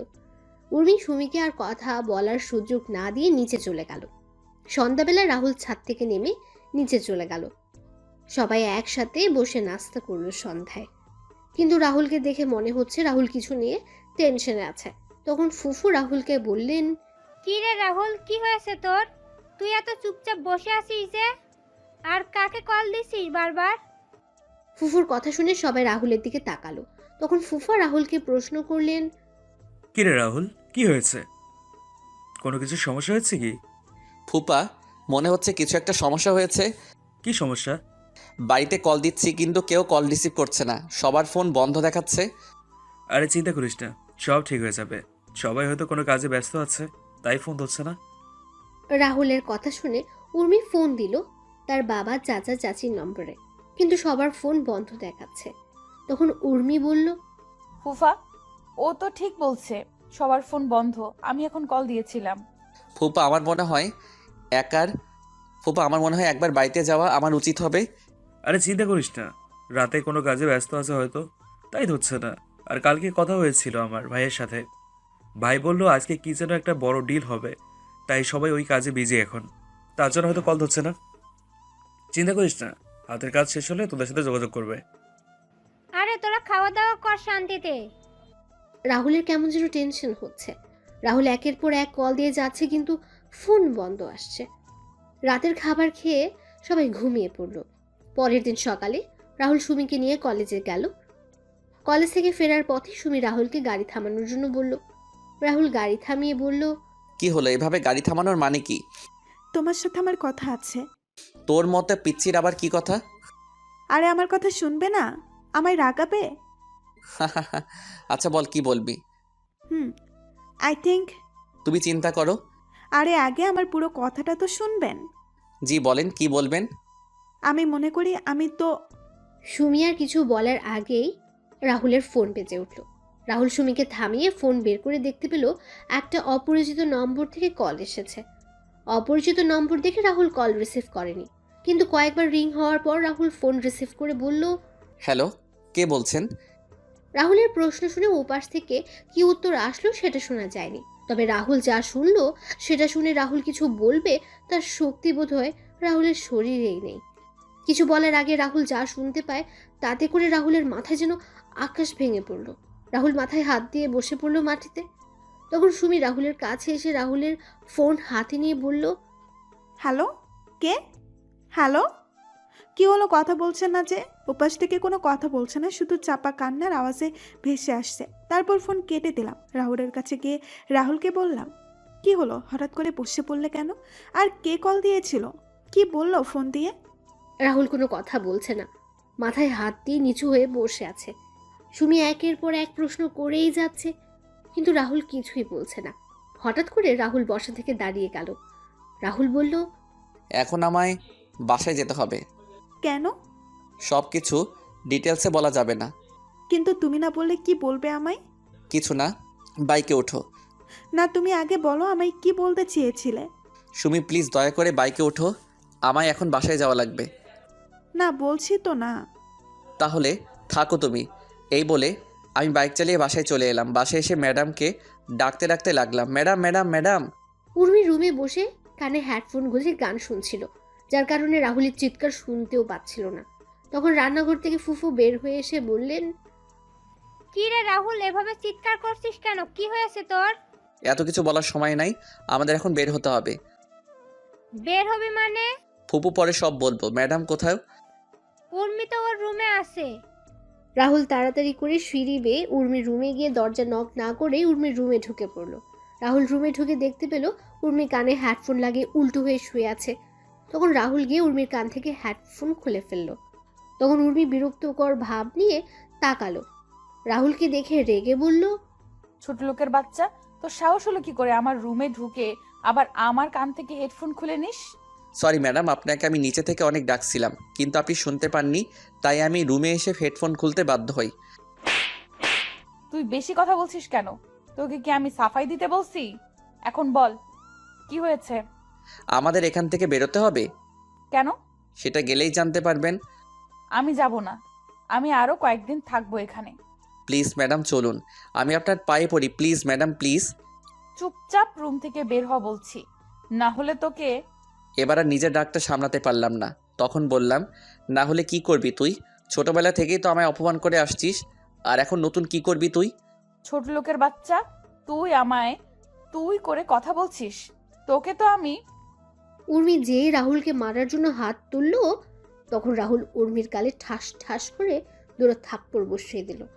উর্মি থাপ্পড়গুলো খেয়ে অবাক হয়ে রাহুলের দিকে তাকিয়ে আছে। তখন রাহুল বলল, কোনো কথা না বলে চুপচাপ গাড়িতে গিয়ে বসেন। কুত্তার বাচ্চা, তুই আমায় থাপ্পড় মারলি, দেখ আমি তোর কি অবস্থা করি। রাহুল উর্মির হাত ধরে উর্মিকে নিয়ে সিঁড়ি বেয়ে নিচে এসে উর্মিকে গাড়িতে বসে রাহুলও গাড়িতে বসে পড়ল। রাহুল গাড়ি স্টার্ট দিল, এদিকে রাহুল আর উর্মি যাওয়ার দিকে অবাক হয়ে তাকিয়ে আছেন ফুফুর ঘোর কাটলো সুমির ধাক্কা দেওয়াতে। তখন সুমি তার মাকে বলল, মা কি হলো, তুমি এখানে কি করছো? রাহুল হঠাৎ করে বাসায় এসে উর্মিকে জোর করে গাড়িতে তুলে নিয়ে চলে গেল। ওরা চলে গেল আর তুমি ওদের আটকাতে পারলে না? রাহুল তো কোনো কথা বলার সুযোগই দিল না। ধুর, তুমি যে কি করো? কথাটা বলে সুমি ঘরে ভেতরে ঢুকে সোফায় বসে রাহুলের নম্বরে কল দিল, কিন্তু রাহুল বারবার ফোন কেটে দিচ্ছে। এদিকে উর্মি রাহুলকে নানা রকমের কথা বলে গালি দিচ্ছিল, কিন্তু রাহুল সেই দিকে কোনো কথাই কানে নিচ্ছিল না। রাহুল গাড়ি বেপরোয়া গতিতে চালাতে শুরু করলে রাহুলকে উর্মি বলল, ছোট লোকের বাচ্চা, কি করছিস কি? গাড়ি এভাবে চালাচ্ছিস কেন? গাড়ির কোনো ক্ষতি হলে তোর অবস্থাও কিন্তু খারাপ হয়ে যাবে। অবশ্য তোর আজকে এমন অবস্থা করব সেটা তুই কল্পনাও করতে পারবি না। আমার গায়ে হাত তোলা, তাই না? তুই বুঝবি এ উর্মি চৌধুরী কি জিনিস। উর্মি ম্যাডাম পাগলের মতো তার প্রলাপ করেই যাচ্ছেন। আমি সেদিকে মনোযোগ না দিয়ে আমি চিন্তা করছি ফোনে আসার খবরটা যেন সত্যি না হয়। আমরা বাসায় পৌঁছাতে পৌঁছাতে বোধহয় অনেক লেট করে ফেলেছি। আমরা বাসায় এসে দেখতে পেলাম সবাই বাসার বাগানে বসে আছে। আমি গাড়ি থেকে সবার কাছে গিয়ে ছোট আব্বুকে বললাম, ছোট আব্বু তোমরা এখানে? বাবারে, আমাদের সব কিছু কেড়ে নিয়েছো। কে ছোট আব্বু? আমরা ওকে নিজের ছেলের মতোই মনে করতাম, কিন্তু ও যে আমাদের পিছন দিয়ে চোরের মতোই ছুরি মেরে দিল, এটাই হয়তো আমাদের কপালে লেখা ছিল। ছোট আব্বু, চাচা চাচি, দাদিমা কান্না করছে। সবচেয়ে আমার কষ্ট লাগছে দাদিমার জন্য। দাদিমাকে এই বয়সে এভাবে বাসার বাইরে থাকতে হবে। সবাইকে শান্ত করার চেষ্টা করছিলাম, তখন ম্যাডাম ছোট আম্মুকে বললেন, মা, তোমরা এইভাবে বাসার বাইরে কেন? আমাদের সব জিনিসপত্র বাইরে দেখছি। বাড়িতে পুলিশ অফিসার, উকিল, এসবের মানে কি? যাও, তোমার ভালোবাসার মানুষকে গিয়ে সেটা জিজ্ঞেস করো। মানে? আমি তোকে আগেই বলেছিলাম একে বিশ্বাস করিস না। দেখলি তো তুই, আজকে ওর জন্য আমরা রাস্তায় নেমে এসেছি। আমি বলছি। চুপ থাক তুই। আজকে ছোট আব্বুরা কার জন্য রাস্তায় এসে নেমেছে সেটা আপনি জানেন? বলছি না চুপ। তুই কি বললি? আর কে আছে এর পেছনে? আপনার হবু স্বামী, আপনার বয়ফ্রেন্ড জয়। রাহুলের কলার চেপে ধরে বললাম, জয়কে নিয়ে একদম মিথ্যা কথা বললে আমি তোকে খুন করে ফেলবো। তুই বাড়ির চাকরের মতো থাকবি। আমাদের কথার মাঝে কথা বলতে আসবি না একদম। তখন জয় বাসা থেকে বের হয়ে আসলো। জয় এসে উর্মিকে উদ্দেশ্য করে বলল, জানো রাহুল সত্যি বলছে এইসব। রাহুলের সামনে থেকে জয়ের সামনে গিয়ে বললাম, কি বলছো কি তুমি এসব? হ্যাঁ জানো, তুমি যা শুনেছো সেটাই সত্যি। এই বাড়ি গাড়ি, এই সম্পত্তি হাতিয়ে নেওয়ার জন্য আমি অনেক কিছু করেছি, আর ফাইনালি আমি আমার প্ল্যানে জয়ী হলাম। জয়, মজা করার সময় এটা না। আরে আমি মজা করছি না তো, আমি সিরিয়াসলি বলছি। উর্মি জানেন, এই সম্পত্তি হাতিয়ে নেওয়ার জন্য আমি তোমার সাথে ভালোবাসার নাটক করি। তোমার পেছনে কুত্তার মতো ঘুরে বেরিয়েছি। আস্তে আস্তে তোমার থেকে সকল ইনফরমেশন কালেক্ট করে তারপর আমি আমার কাজে নেমে পড়ি। আর এখন তোমরা তোমাদের বাড়ির বাইরে। Now get lost my home and get lost my life. ও হ্যাঁ, তোমায় একজনের সাথে পরিচয় করিয়ে দিতে ভুলে গেছি, একটু দাঁড়াও। Liza, meet my wife Liza. জয়ের কথাগুলো শুনে উর্মির চোখে যেন অমাবস্যার অন্ধকার নেমে এলো। উর্মি জয়ের কলার চেপে ধরে বলল, ওই কুত্তার বাচ্চা, তুই আমায় এভাবে ঠকালি কেন? জয় ঠাস ঠাস করে দুটো থাপ্পড় উর্মির গালে বসিয়ে দিয়ে বলল, তোমার মতো নষ্টা আর অহংকারী মেয়েকে কাজে ব্যবহার করা যায়, কিন্তু ভালোবাসা যায় না। আর এই জয়ের রুচি এত খারাপ হয়ে যায়নি যে তোমার মতো একটা বাজারি মেয়েকে ভালোবাসবো। তুই ছিলি আমার দাবার চালের গুটি, তোকে দিয়েই আমি গেমটা জিতে নিলাম। গেম শেষ, সাথে তুইও। এখন সসম্মানে আমার বাড়ি থেকে বের হয়ে যাও, না হলে ঘাড় ধাক্কা দিয়ে বের করে দিব। রাহুল যখন সবাইকে নিয়ে চলে আসছিল তখন জয় রাহুলকে উদ্দেশ্য করে বলল, কিরে রাহুল, তুই এই দিকে কোথায় যাচ্ছিস? তুই চাইলেই থাকতে পারিস আমাদের সাথে, আর ওদের মতো এত পশু না যে তোর সাথে খারাপ ব্যবহার করব। হালকা হেসে বললাম, আমি আপনার মতো বেইমানও না যে যেই বিছানায় ঘুমাবো আবার সেই বিছানায় ভেঙেও ফেলবো। জয় সাহেব চাকর হতে পারি, তবে মালিকের সাথে কোনো সময় বেইমানি করব না। তবে খুব তাড়াতাড়ি দেখা হবে আপনার সাথে। জায়গা এটা থাকবে, বাড়িও এটা থাকবে। তফাৎ শুধু হবে আমি বাড়ির মালিক আর আপনি রাস্তার কুত্তা হবেন। কথাটি বলে রাহুল সবাইকে নিয়ে চলে আসলো ওই বাসা থেকে। রাহুল সবাইকে নিয়ে একটা বাগানের পাশে বসে। তখন রাহুল সবাইকে উদ্দেশ্য করে বলল, ছোট আব্বু, চাচা, এসব হলো কি করে? আমরা কিছু বলতে পারছি না। আজকে সকালে হঠাৎ করে নোটিশ আসে বাসা ছেড়ে দেওয়ার জন্য। আর কালকে আমাদের হাত থেকে সব কন্ট্রাক্ট বের হয়ে যায়। যেই কন্ট্রাক্টের জন্য ব্যাংক থেকে টাকা নিয়েছিলাম সেটা জমা দেওয়ার তারিখ কালকে চলে গেছে। আমি তো কখনো বিশ্বাসই করতে পারি নাই জয় এমন করবে। ছোট আব্বু আর চাচা, তোমরা পুরনো কথা ভুলে যাও। তোমাদেরও নতুন করে আবার শুরু করতে হবে। কিন্তু নতুন করে শুরু করতে হলে তো অনেক টাকার দরকার। সেসব চিন্তা পরে করা যাবে। আগে দাদিমাকে নিয়ে চলো ফুপাদের বাড়িতে। আর ছোট আব্বু আর চাচা, তোমরা সেখানে কয়েকটা দিন থাকতে হবে। আর আমি আবার সিলেটে ফিরে আসবো। কেন? কাজ আছে ছোট আম্মু। তারপর রাহুল একটা গাড়ি ঠিক করে সবাইকে নিয়ে আবার ফুফাদের বাড়ির উদ্দেশ্যে রওনা দিল। 3 ঘন্টা পর সবাই ফুফুদের বাসায় পৌঁছে গেল। ফুফু সবাইকে দেখে তো অনেক খুশি। তারপর সবাই মিলে ভেতরে গিয়ে বসলো আর রাহুল তার রুমে চলে গেল। এদিকে সুমিও রাহুলের রুমে আসে। সুমি এসে দেখতে পায় রাহুল তার জামা কাপড় সব গুছিয়ে নিচ্ছে। তখন সুমি রাহুলকে বলল, কি ব্যাপার, তুমি কাপড় গুছাচ্ছ কেন? চলে যাব তাই। মানে? যা শুনেছো সেটাই। আমি আর কোনো কথা না বলে ব্যাগ নিয়ে নিচে চলে এলাম। আমায় নিচে নামতে দেখে ছোট আব্বু বললেন, কিরে, কোথায় যাচ্ছিস তুই? কাজে। কিসের কাজে আর কোথায় যাচ্ছিস? চট্টগ্রামে যাচ্ছি। দাদা ভাই, আমাদের ছেড়ে যাবি তুই? দাদিমা, যদি তোমাদের জন্য ভালো কিছু করতে পারি তাহলে হয়তো ফিরে আসবো, না হলে আসা হবে না। দাদা ভাই, কি বলছিস তুই? তোর কথার মানে কিছুই বুঝতে পারছি না আমি। ছোট আম্মু, তোমরা হয়তো জানো আমি কি বলছি। ভালো থেকো সবাই। আর যদি সৃষ্টিকর্তার কৃপায় হয় আর কিছু করতে পারি তাহলে হয়তো আবার দেখা হবে। দিব এক থাপ্পড়। তুই কি থেকে কি শুনেছিস আর সেটা নিয়ে এসব চিন্তা করছিস? আর এইগুলো চিকিৎসা করলে ভালো হয়ে যায়। তুই এই নিয়ে চিন্তা করিস না, তুই ভালো হয়ে যাবি একদম। হয়তোবা তার উল্টোটা হতে পারে। ছোট আব্বু, চাচা আর চাচি, তোমাদের অনেক মনে পড়বে। আর খুব তাড়াতাড়ি তোমাদের সব কিছু আশা করি ফিরিয়ে দিতে পারবো।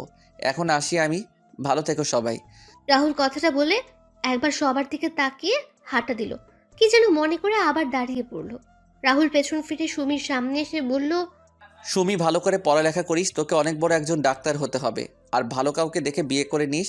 আর আমায় নিয়ে উল্টাপাল্টা চিন্তা করা বন্ধ কর। তোর সামনে একটা উজ্জ্বল ভবিষ্যৎ দাঁড়িয়ে আছে। ফুপু আর ফুপা তোর থেকে অনেক ভালো কিছু আশা করে। তুই তাদের সেই আশাটুকু এভাবে শেষ করে দিস না। রাহুলের কথা শুনে সুমি এবার কান্না করে দিল। রাহুল যখন দুপুরে চলে যায় তখন সুমিও অনেক কান্না করছিল। সুমি কান্না মিশ্রিত স্বরে বলল, তুমি হঠাৎ করে এ ধরনের কথা বলছো কেন? আর আমি কি বলছি তুমি ভালো করে সেটা বুঝতে পারছো। আশা করি তুই আমার ইচ্ছেটা পূরণ করবি। রাহুল এবার উর্মির সামনে গিয়ে বলল, ম্যাডাম, আজকে ঘটনার জন্য আমি দুঃখিত। আমি জানি আপনার উপর এভাবে হাত তোলা আমার ঠিক হয়নি। আমি চাইলে সেই থাপ্পড়গুলো আমায় ফিরিয়ে দিতে পারেন। আমি কিছু বলবো না। উর্মি এত সময় সবার কথা শুনছিল আর সবার মুখের দিকে তাকাচ্ছিল। রাহুলের কথা শুনে রাগ হলেও কেন যেন উর্মি আজকে রাহুলের কথাগুলো শুনতে বেশ খারাপই লাগছে। উর্মি বলল, যা, ক্ষমা করে দিলাম। রাহুল বাসা থেকে বেরিয়ে পড়ল। তারপর রাহুল একটা বাসে উঠে পড়ল। লক্ষ্য চট্টগ্রাম যাওয়া। কিছুক্ষণ পর বাস চলা শুরু করলো চট্টগ্রামের উদ্দেশ্যে। পরের দিন সকালে বাস পৌঁছে গেল চট্টগ্রামে। রাহুল বাস থেকে নেমে একটা অফিসের উদ্দেশ্যে একটা সিএনজি নিয়ে রওনা দিল। কিছুক্ষণ সিএনজি এসে থামলো একটা অফিসের সামনে। রাহুল ভাড়া মিটিয়ে অফিসের দিকে হাঁটা দিল।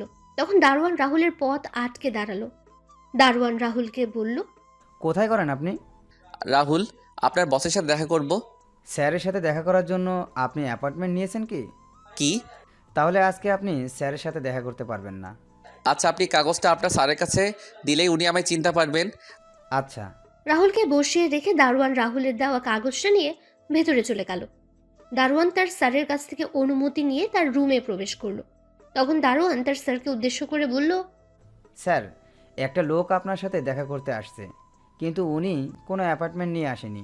চাচা, তাহলে বলে দাও আমি বিজি আছি। কিন্তু স্যার, এই কাগজটা দিয়ে বললেন, এই কাগজটা দেখলে আপনি চিনতে পারবেন ওনাকে। আচ্ছা, দাও দেখি কাগজটা। কাগজটা পড়ে অফিসের বস দারোয়ানকে উদ্দেশ্য করে বলল, চাচা, কোথায় আছেন এখন রাহুল? রাহুলকে? এই চিঠিটা যে দিতেছে সে কোথায় এখন? স্যার, ওনাকে আমি ওয়েটিং রুমে বসিয়ে আসছি। আচ্ছা, চলো। তারপর দারোয়ান আর বস মিলে ওয়েটিং রুমে এসে দেখতে পেল রাহুল বসে আছে। তখন বস রাহুলকে গিয়ে জড়িয়ে ধরে বলল, বন্ধু রাহুল, তুই কেমন আছিস? আমি ভালো আছি রে। সুফিয়ান, তুই কেমন আছিস? ভালোই আছি। তোর এমন অবস্থা কেন? চাকরের অবস্থা কেমন হবে আর? আরে শালা, আবার একই কথা বলিস? তুই কি আর এই কথাগুলো বলতে পারিস না? যা সত্যি তাই বললাম। চল আমার রুমে, কতদিন পরে তোর সাথে দেখা। আর দারোয়ান চাচা, তুমি 2টা ঠান্ডা পাঠিয়ে দিও আমার রুমে। আচ্ছা। রাহুল আর সুফিয়ান তার রুমে এসে বসলো। কিছুক্ষণ পর অফিসের একটা ছেলে এসে রাহুল আর সুফিয়ানকে ঠান্ডা দিয়ে গেল। সুফিয়ান তখন রাহুলকে বলল, বলো বন্ধু, এবার তোর কি খবর? ভালো আছি, তুই কেমন আছিস? ভালো আছি বন্ধু। আজকে এই ভালো থাকার পিছনে সব অবদান তোর বন্ধু। তুই যদি ওই দিন আমাদের সাহায্য না করতি তাহলে আমি কখনো ভালো থাকতে পারতাম না, আর এই পজিশনে আসতেও পারতাম না। আরে শাল্লা, তুই আমার বন্ধু, আমি তোকে সাহায্য করবো না তো কাকে করবো বল? তোর মতো বন্ধু পাওয়া ভাগ্যের ব্যাপার। মিতু আর নমি কেমন আছে? ভালো আছে ওরা। চলো বাসায় চলো, আজকে কতদিন পরে একসাথে। আর মিতু তোকে দেখলে অনেক খুশি হবে। জানিস, মিতু আর আমি প্রায় তোর কথা বলি। এই মানে বন্ধু, তোর কাছে কিছু কাজে আসছি, সেটা হয়ে গেলে আমি চলে যাব। শালা চলে যাবি মানে? পাকা কয়েক মাস আমার এখানে থাকবি। 2 বন্ধু মিলে অনেক ঘোরাঘুরি করব। চল বাসায় চল, এখন আর কোনো কথা হবে না। তারপর সুফিয়ান রাহুলকে জোর করে নিয়ে অফিস থেকে বাড়ি চলে গেল। বাসার সামনে গিয়ে রাহুল বেল বাজালো। কিছুক্ষণ পর মিতু দরজা খুলে দিল। সুফিয়ানকে দেখে মিতু বলল, কি ব্যাপার, তুমি এই সময় বাড়িতে? আমি আর আমার সাথে একজন আছে, যাকে দেখলে তুমি অনেক খুশি হয়ে যাবে। ও আচ্ছা, তাই নাকি? তাহলে দেখি কে আছে। মিতুর কথা শুনে সুফিয়ান ঘুরে দাঁড়ালো। তখন মিতু দেখতে পেল রাহুল দাঁড়িয়ে আছে। রাহুলকে দেখে মিতু রাহুলকে জড়িয়ে ধরলো। মিতু বলল, আরে রাহুল, তুই কেমন আছিস? ও ভালো আছি, তুই কেমন আছিস? অনেক ভালো আছি রে, আয় ভেতরে আয়। ভেতরে গিয়ে বসার পর রাহুল সুফিয়ানকে বলল, সুফিয়ান, তোর সাথে কথা ছিল, আর আমায় সিলেট ফিরতে হবে। ওই হারামি, এখন কয়েক মাস সিলেটে যাওয়া হচ্ছে না তোর। তুই এখন আমাদের সাথে কয়েক মাস থাকবি। তা হয় না রে মিতু, আমার হাতে সময় কম কিন্তু কাজ অনেক। ও, আর কোনো কথা না বলে খাবার টেবিলে আয়। খাওয়া দাওয়া শেষ করে বাকি কথা হবে। রাহুল আর সুফিয়ান খাবার টেবিলে বসতেই নমি এসে রাহুলকে মামা মামা ডেকে রাহুলের কোলে উঠে গেল। রাহুল খাবার খাচ্ছে, সাথে নমিকেও খাইয়ে দিচ্ছে। মিতু আর সুফিয়ান তো অনেক খুশি রাহুলকে পেয়ে।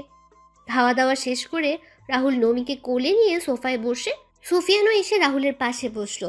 মিতু তার রান্নাঘরে কাজ শেষ করে এসে রাহুল আর সুফিয়ানের মাঝখানে অংশ নিল। কিছুক্ষণ পর সুফিয়ান বলল, এখন বল, আছে কি বলতে চাইছিলি? ও আমার তোর সাহায্যের জন্য প্রয়োজন বন্ধু, অনেক ভেবেচিন্তে আমি তোর কাছে এসেছি। কি হয়েছে বলবি তো? আর ও তোকে সাহায্য করবে না, ওর ঘাড় করবে। আরে আমি মানা করছি কি? তুই এর মাঝে আমার ঘাড় ধরে টানাটানি শুরু করলে। আচ্ছা বল, তুই কীরকম সাহায্য চাস? শোনো তাহলে। ভালো হয়েছে, উর্মির সাথে এমনটাই হওয়ার কথা ছিল। উর্মি তোর সাথে যা করেছে, জয়ের করা কাজগুলো তো কিছুই না। কিন্তু কষ্ট হচ্ছে উর্মির পরিবারের সবার জন্য। ওনারা এইভাবে এই বয়সে বাড়ি ছাড়া হবেন, এর চেয়ে আর খারাপ কি হতে পারে? তো বন্ধু, এখন আমায় কি করতে হবে তুই বল। এই জয়ের কাছ থেকে আমি 1 মিনিটে সব কিছু কেড়ে নিব। তুই শুধু একবার বল।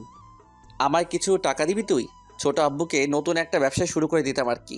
এই ছোট ব্যবসায় দিয়ে যদি তারা আগের পর্যায়ে যেতে পারেন তাহলে তো ভালোই হয়। চিন্তা করিস না, আমি তো সব টাকা 2 বছরের মাঝে পরিশোধ করে দিব। তোর কি মাথা খারাপ হলো রাহুল? তুই কি বলছিস এসব? আরে আজকে যা কিছু আমাদের, তাতে তো তোরও অধিকার রয়েছে। আমি এসব চাই না রে, আমি চাই শুধু ছোট আব্বুরা যেন তাদের আগের অবস্থানে ফিরে যায়। তার জন্য একটি রাস্তা আছে আমার কাছে। আর 10 দিন পরে আমার অফিসের নতুন শাখা খুলছি সিলেটে। তুই সেই শাখার দায়িত্ব নিয়ে নে। নতুন ব্যবসায় শুরু করে তুই সুবিধা করতে পারবি। বা ভাই, তুই আমার এই ব্যবসাটার দেখাশোনা কর। আমি তো আর কয়েক মাস পরে দুবাই শিফট হয়ে যাব। আমি দুবাই চলে গেলে আমার বিজনেসগুলো তো দেখার কেউ নেই। তুই যদি আমার বিজনেসগুলোর দায়িত্ব নিয়ে নিস তাহলে আমি শান্তিতে থাকতে পারবো। কিন্তু আমার তো... আর কোনো কথা না, আমরা কয়েক মাস পরে দুবাই চলে যাব। তাই আমরা এখন কয়েকদিন জমিয়ে বেশ আড্ডা দিব। আমার কথাটা তো শুনবি তোরা। আর কোনো কথা না, যা রুমে গিয়ে রেস্ট নে।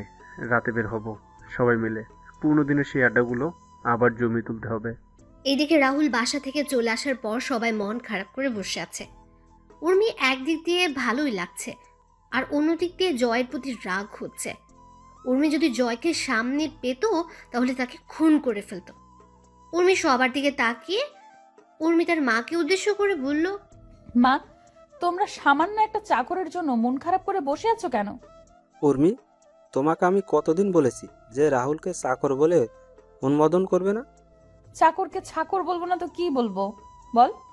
মা, এমন করে কেন বলছিস? ছেলেটা তো আমাদের পরিবারের একজন সদস্য। দেখছিস না ছেলেটা আমাদের বিপদে কিভাবে সবার আগে ঝাঁপিয়ে পড়েছে।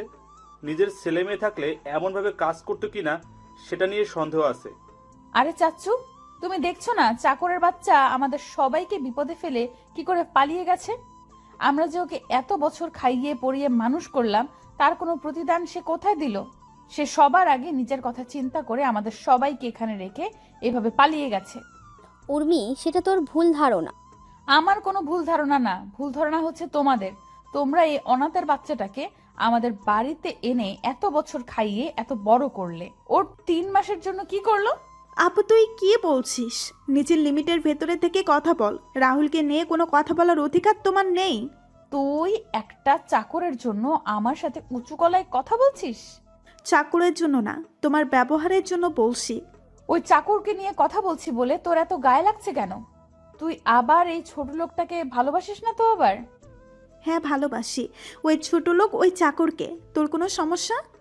ও সমস্যা হবে না, তুই একটা চাকরকে ভালোবাসিস। আমি একটা চাকরকে ভালোবাসি বলে তোমার এত সমস্যা? তাহলে তুমি যে একটা বাটফারকে ভালোবাসলে, তাহলে মামা আর মামের সমস্যা হয়নি? সুমি, তুই কিন্তু বেশি কথা বলছিস। তুমি কি করবে? সত্যি কথা বললে সবার গায়ে লাগে। সুমি, তোকে... উর্মি যখন সুমিকে মারার জন্য হাত ওঠালো, তখন ছোট আম্মু উর্মির হাত ধরে ফেললো। তারপর ছোট আম্মু উর্মির গালে কষে একটা থাপ্পড় মারলো। উর্মি বলল, মা, তুমি আমায় মারলে?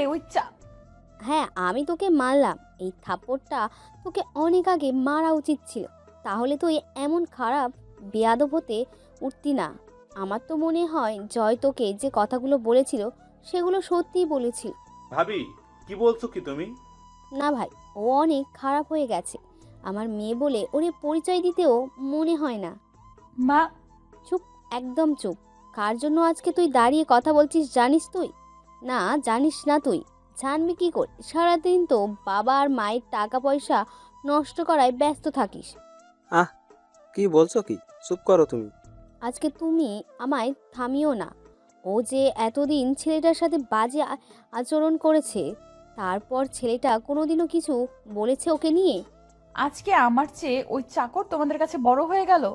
বাবা মা, হ্যাঁ, বড় হয়ে গেল, কারণ ওই ছেলের জন্য তুই এখন আমাদের সামনে দাঁড়িয়ে আছিস। ওই চাকরটা যদি না থাকতো তাহলে তুই 6 বছর আগে পৃথিবীতে বেঁচে থাকতি না। মানে? তুই যেই রাহুলকে চাকর বলে শত অপমান করার পরও রাহুল কেন তোকে কিছু বলে না জানিস? কেন?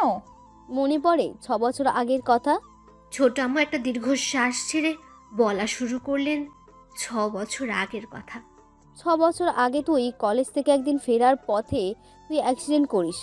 অ্যাক্সিডেন্টের সময় 2টা কিডনিতে চাপ পড়ে, আর যার জন্য তোর কিডনিটা ড্যামেজ হয়ে যায়। তোর গ্রুপের কিডনি কোথাও খুঁজে পাওয়া যাচ্ছিল না। তখন আমরা তোর আশা ছেড়ে দিয়ে বসেছিলাম। আমাদের কান্নাকাটি দেখে রাহুল একা একা ডাক্তারের সাথে গিয়ে কথা বলে। ডাক্তার রাহুলকে দেখে মানা করে দেয়, কিন্তু রাহুল ডাক্তারের পায়ে ধরে বলে, ডাক্তার, আমার রক্ত আর উর্মির রক্তের গ্রুপ কিন্তু একই। প্লিজ আমার কিডনিগুলো নিয়ে নিন, তাহলে উর্মি বেঁচে যাবে। না, আমি পারবো না। তোমার এত কম বয়সে কিডনি ডোনেট করা বেআইনি। তাহলে আপনি একটা মায়ের কোল থেকে তার মেয়েকে এভাবে হারিয়ে যেতে দিবেন? আর তোমার মা বাবা? আমার মতো অনাথের আবার মা বাবা তো উর্মির বাবা মা। মানে? ডাক্তার, আমি অনাথ।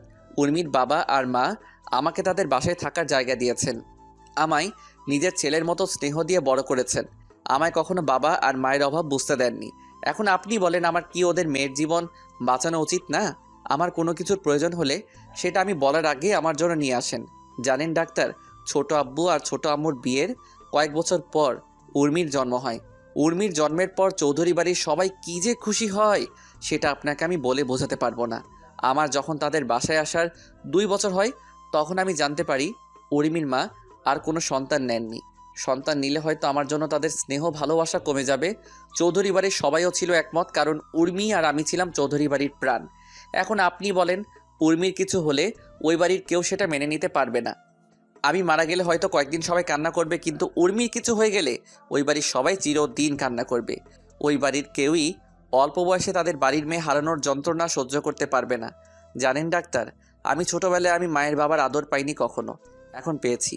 আমি সেই বাবা আর মাকে কিভাবে নিজের সামনে কষ্ট পেতে দেখতে পারি আপনি বলুন।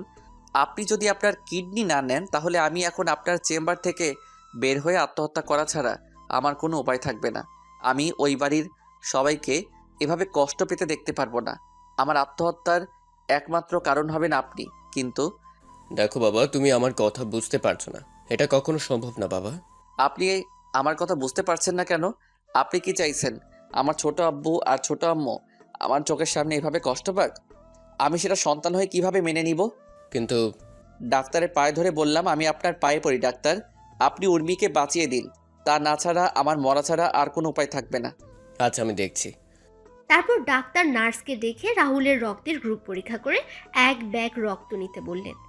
2 ঘন্টা পর রাহুলের অপারেশন শুরু হয়। রাহুলকে অ্যানেস্থেশিয়া দেওয়ার পর ও রাহুলের প্যাড যখন কাটা হয়, রাহুলের শরীর তখন কেমন যেন খিচে আসছিল। যখন কিডনি বের করা হচ্ছিল তখন রাহুলের মুখ দিয়ে ফেনা বের হয়ে আসে। রাহুলের কিডনি বের করার জন্য অপারেশন হচ্ছে আর রাহুল শরীরটা কেমন যেন ঠান্ডা হয়ে আসছে। তারপর রাহুল হঠাৎ করে অজ্ঞান হয়ে যায়। 3 ঘন্টার অপারেশন শেষে ডাক্তার অপারেশন থিয়েটার থেকে বের হয়। ডাক্তার উর্মির বাবা, মা আর চাচার সামনে গিয়ে বলল, চৌধুরী সাহেব, আপনার মেয়ের অপারেশন হয়ে গেছে। সে এখন বিপদমুক্ত। জ্ঞান ফেরার আগ পর্যন্ত তাদের আইসিইউ রাখা হয়েছে। ডাক্তারের কথা শুনে 3 জনই দাঁড়িয়ে গেল। সবার মুখে হাসি ফুটে উঠল। তখন উর্মির বাবা ডাক্তারকে বললেন, ডাক্তার, আপনারা বললেন কিডনি পাওয়া যায়নি, তাহলে? কিডনি পাওয়া যায়নি, তবে একটা ছেলে তার কিডনি স্বেচ্ছায় দিয়েছে। তার 2টা কিডনি আমরা আপনার মেয়েকে আর আপনার মেয়ের কিডনিগুলো ওই ছেলেকে লাগিয়ে দিয়েছি। কিন্তু এতে তো ডাক্তার ছেলেটা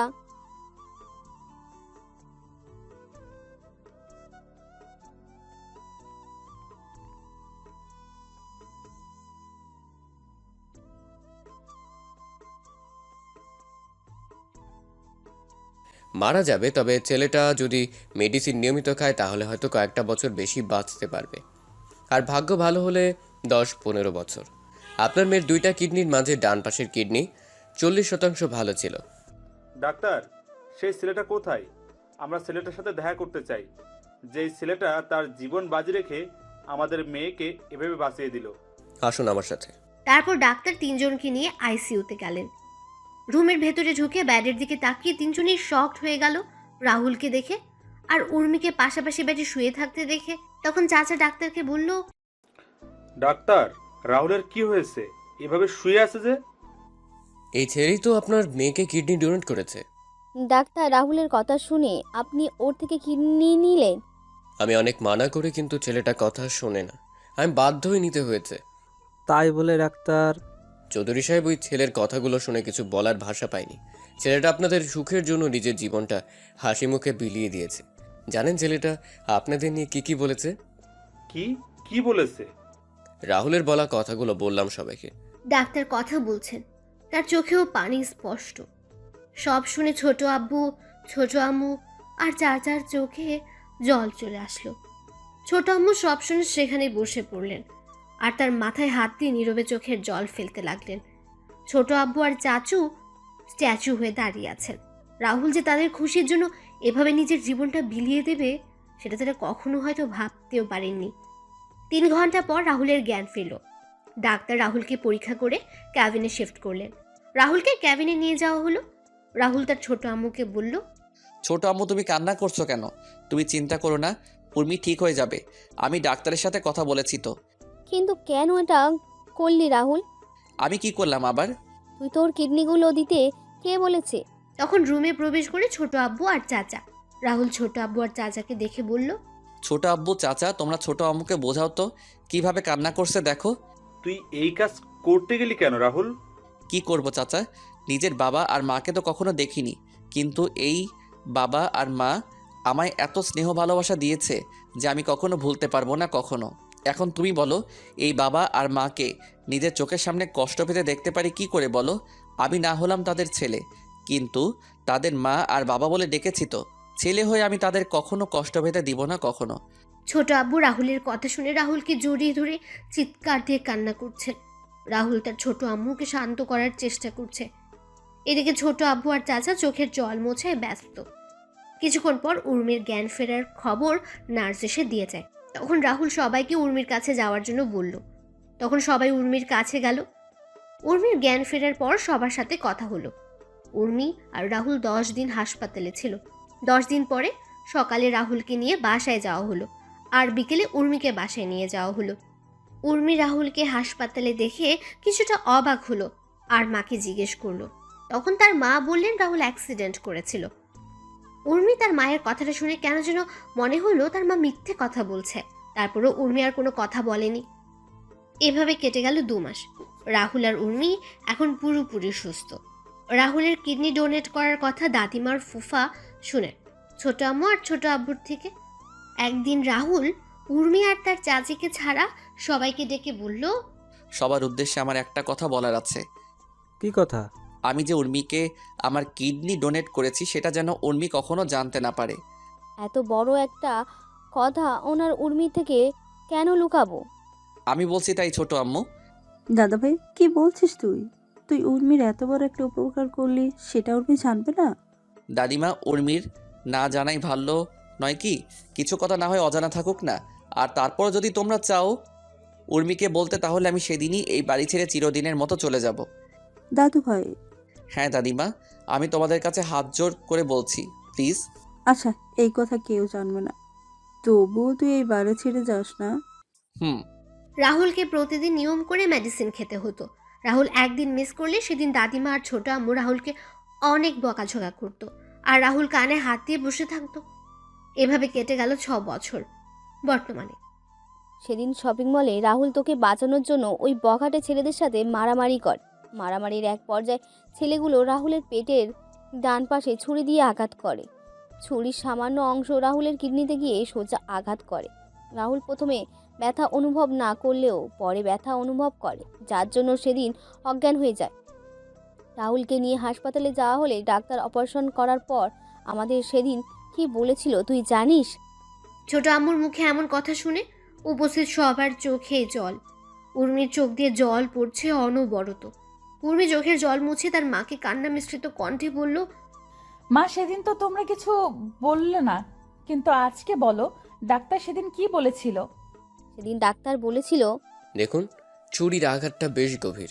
আমি আপনাদের আগেই বলেছিলাম রাহুলের যদি কোনো আঘাত লাগে পেটের ডান পাশে, তাহলে কিন্তু সেটা রাহুলের জীবন ঝুঁকিতে চলে যাবে। মেডিসিনের কারণে কিডনির অবস্থা আগের মতোই ছিল, কিন্তু ছুরির আঘাতে রাহুলের কিডনি 40% থেকে 20% কমে আসছে। এখন যে কোনো সময় রাহুলের কোনো কিছু হয়ে যেতে পারে। হয়তো রাহুল। ডাক্তাররা ছেলেটাকে আমার কাছে ফিরিয়ে দিন, যত টাকা লাগবে আমি আপনাকে দিব, তবুও আমার ছেলেটাকে আপনার কাছে সুস্থ করে দিন। দেখুন, এখানে টাকার কথা উঠছে না। রাহুলের গ্রুপের কিডনি এতদিনেও পাওয়া যায়নি ডাক্তার? দেখুন চৌধুরী সাহেব, রাহুলের কিডনির গ্রুপটা যদি রেয়ার একটা গ্রুপ, আমরা চেষ্টা করে যাচ্ছি, যেটা পাচ্ছি সেটা রাহুলের কিডনি থেকে সেই কিডনির অবস্থা অনেক খারাপ। এখন রাহুলকে আপনাদের নজরে রাখা উচিত। যত সম্ভব রাহুলকে সব ধরনের সমস্যা থেকে রাহুলকে দূরে রাখতে হবে, তা না হলে রাহুলকে হয়তো আমরা চিরকালের মতো হারিয়ে ফেলবো। আমরা সেদিন নিরুপায় হয়ে ডাক্তারের চেম্বার থেকে বের হয়ে আসি। কয়েকদিন পরে রাহুল জানতে পারে তোর জীবনের ঝুঁকি আছে, তখন সেটা তোর বাবাকে জানায়। তো তোর বাবা তোর কথা আর রাহুলের কথা চিন্তা করে তোদের ফুপুর বাসায় পাঠিয়ে দেয়। তুই একটু আগে বললি না রাহুল আমাদের জন্য কি করেছে? রাহুল আমাদের জন্য, তোর জন্য নিজের জীবনটা বিলিয়ে দিয়েছে। রাহুল জানতো সে আর এই পৃথিবীতে বেঁচে নেই। সেটা জানার পরও নিজের অসুস্থ শরীর নিয়ে বেরিয়ে পড়েছে আমাদের জন্য, কিছু করার জন্য। রাহুল এই বয়সে আমাদের জন্য অনেক কিছু করেছে, যা নিজের সন্তান কখনো করবে না। জানিস, তোর এত অপমান আঘাত সহ্য করেও রাহুল কেন কিছু বলতো না? কেন কিছু বলতো না? কারণ রাহুল ছোট থেকেই তোকে পছন্দ করত, সেটা আমরা সবাই জানতাম। রাহুল সেটা আমাদের তোকে বলতে নিষেধ করে। আমরা রাহুলের কথা শুনে অনেক খুশি ছিলাম। আমরা যখন জানতে পারি তখন তুই বিদেশে চলে গেলি, আর তুই যখন দেশে ফিরে এসে বললি তুই জয়কে ভালোবাসিস, সেদিন রাহুলের চোখে জল দেখেছিলাম। আমি তখন রাহুলকে বললাম তার মনের কথা তোকে বলার জন্য। তখন রাহুল বলে, না ছোট আম্মু, উর্মি যখন অন্য কাউকে ভালোবাসে তাকে নিয়ে সে সুখী থাকুক, আমি না হয় তাকে দূর থেকে ভালোবেসে যাব। সব ভালোবাসা পূর্ণতা পায় না ছোট আম্মু। কথাগুলো বলে ছোট আম্মু দীর্ঘ একটা নিঃশ্বাস নিলেন। সবার চোখে জল স্পষ্ট। উর্মি চিৎকার করে কান্না করছে আর ওর মাকে বলছে, মা এতদিন কেন বললে না তুমি? রাহুল আমার সামনে যখন ছিল তখন কেন বললেন না? আমি রাহুলের সাথে এমন কোনো আচরণ কখনো করতাম না। রাহুল বাড়ি ছেড়ে চলে যাবে আমাদের ভয় দেখিয়েছিল। এরকম পরিস্থিতি তৈরি হবে তখন কি জানতো আমরা?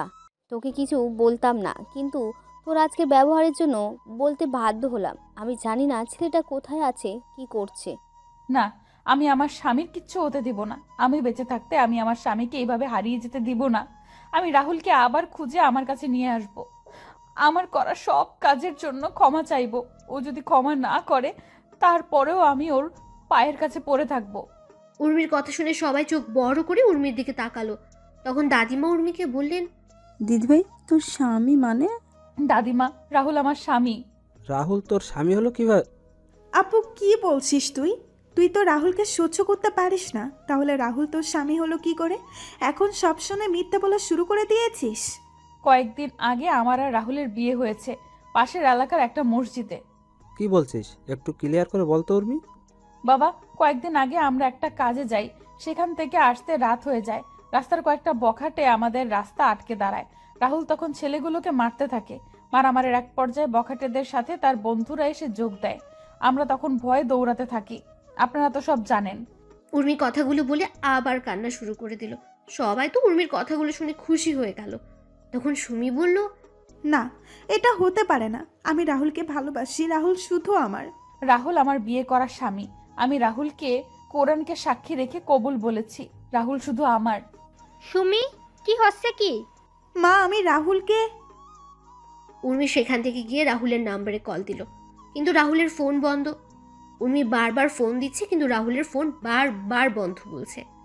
উর্মির এবার ভয় হতে লাগলো। ভয় যেন উর্মিকে গ্রাস করে নিচ্ছে। উর্মি একটু আশা নিয়ে আবার কল দিল, কিন্তু এবারও ফোন বন্ধ। উর্মি ফোনটা হাত থেকে ছুঁড়ে মারলো মেঝেতে। উর্মি মাথায় হাত দিয়ে বসে পড়লো। উর্মির মনে হতে লাগলো সে কতবার রাহুলকে অপমান করেছে, আঘাত করেছে। উর্মি নিজের কাজের জন্য এখন অনুশোচনা করছে। উর্মি তাড়াতাড়ি করে বসা থেকে দাঁড়িয়ে নিচে নেমে এসে তার মা আর বাবাকে বলল, দিদিভাই চিন্তা করিস না, রাহুল দাদাভাই খুব তাড়াতাড়ি ফিরে আসবে। বড় কাকা, ছোট কাকা আর জামাই বাবা, তোমরা রাহুলকে তাড়াতাড়ি খুঁজে বের করে নিয়ে আসো। দিদিভাই তুই চিন্তা করিস না, আমি ওদের বলছি, ওরা রাহুলকে খুঁজে নিয়ে আসবে। ছোট আব্বু, চাচা আর ফুফা রাহুলের খোঁজে বেরিয়ে পড়লেন। শত চেষ্টা করেও রাহুলের খোঁজ পাওয়া গেল না। তারা অসহায়ের মতো ফিরে এলেন। উর্মিও পাগলামো শুরু করে দিয়েছে। এদিকে রাহুল, সুফিয়ান, মিতু আর নমির সাথে বেশ আনন্দেই দিন কাটাচ্ছে।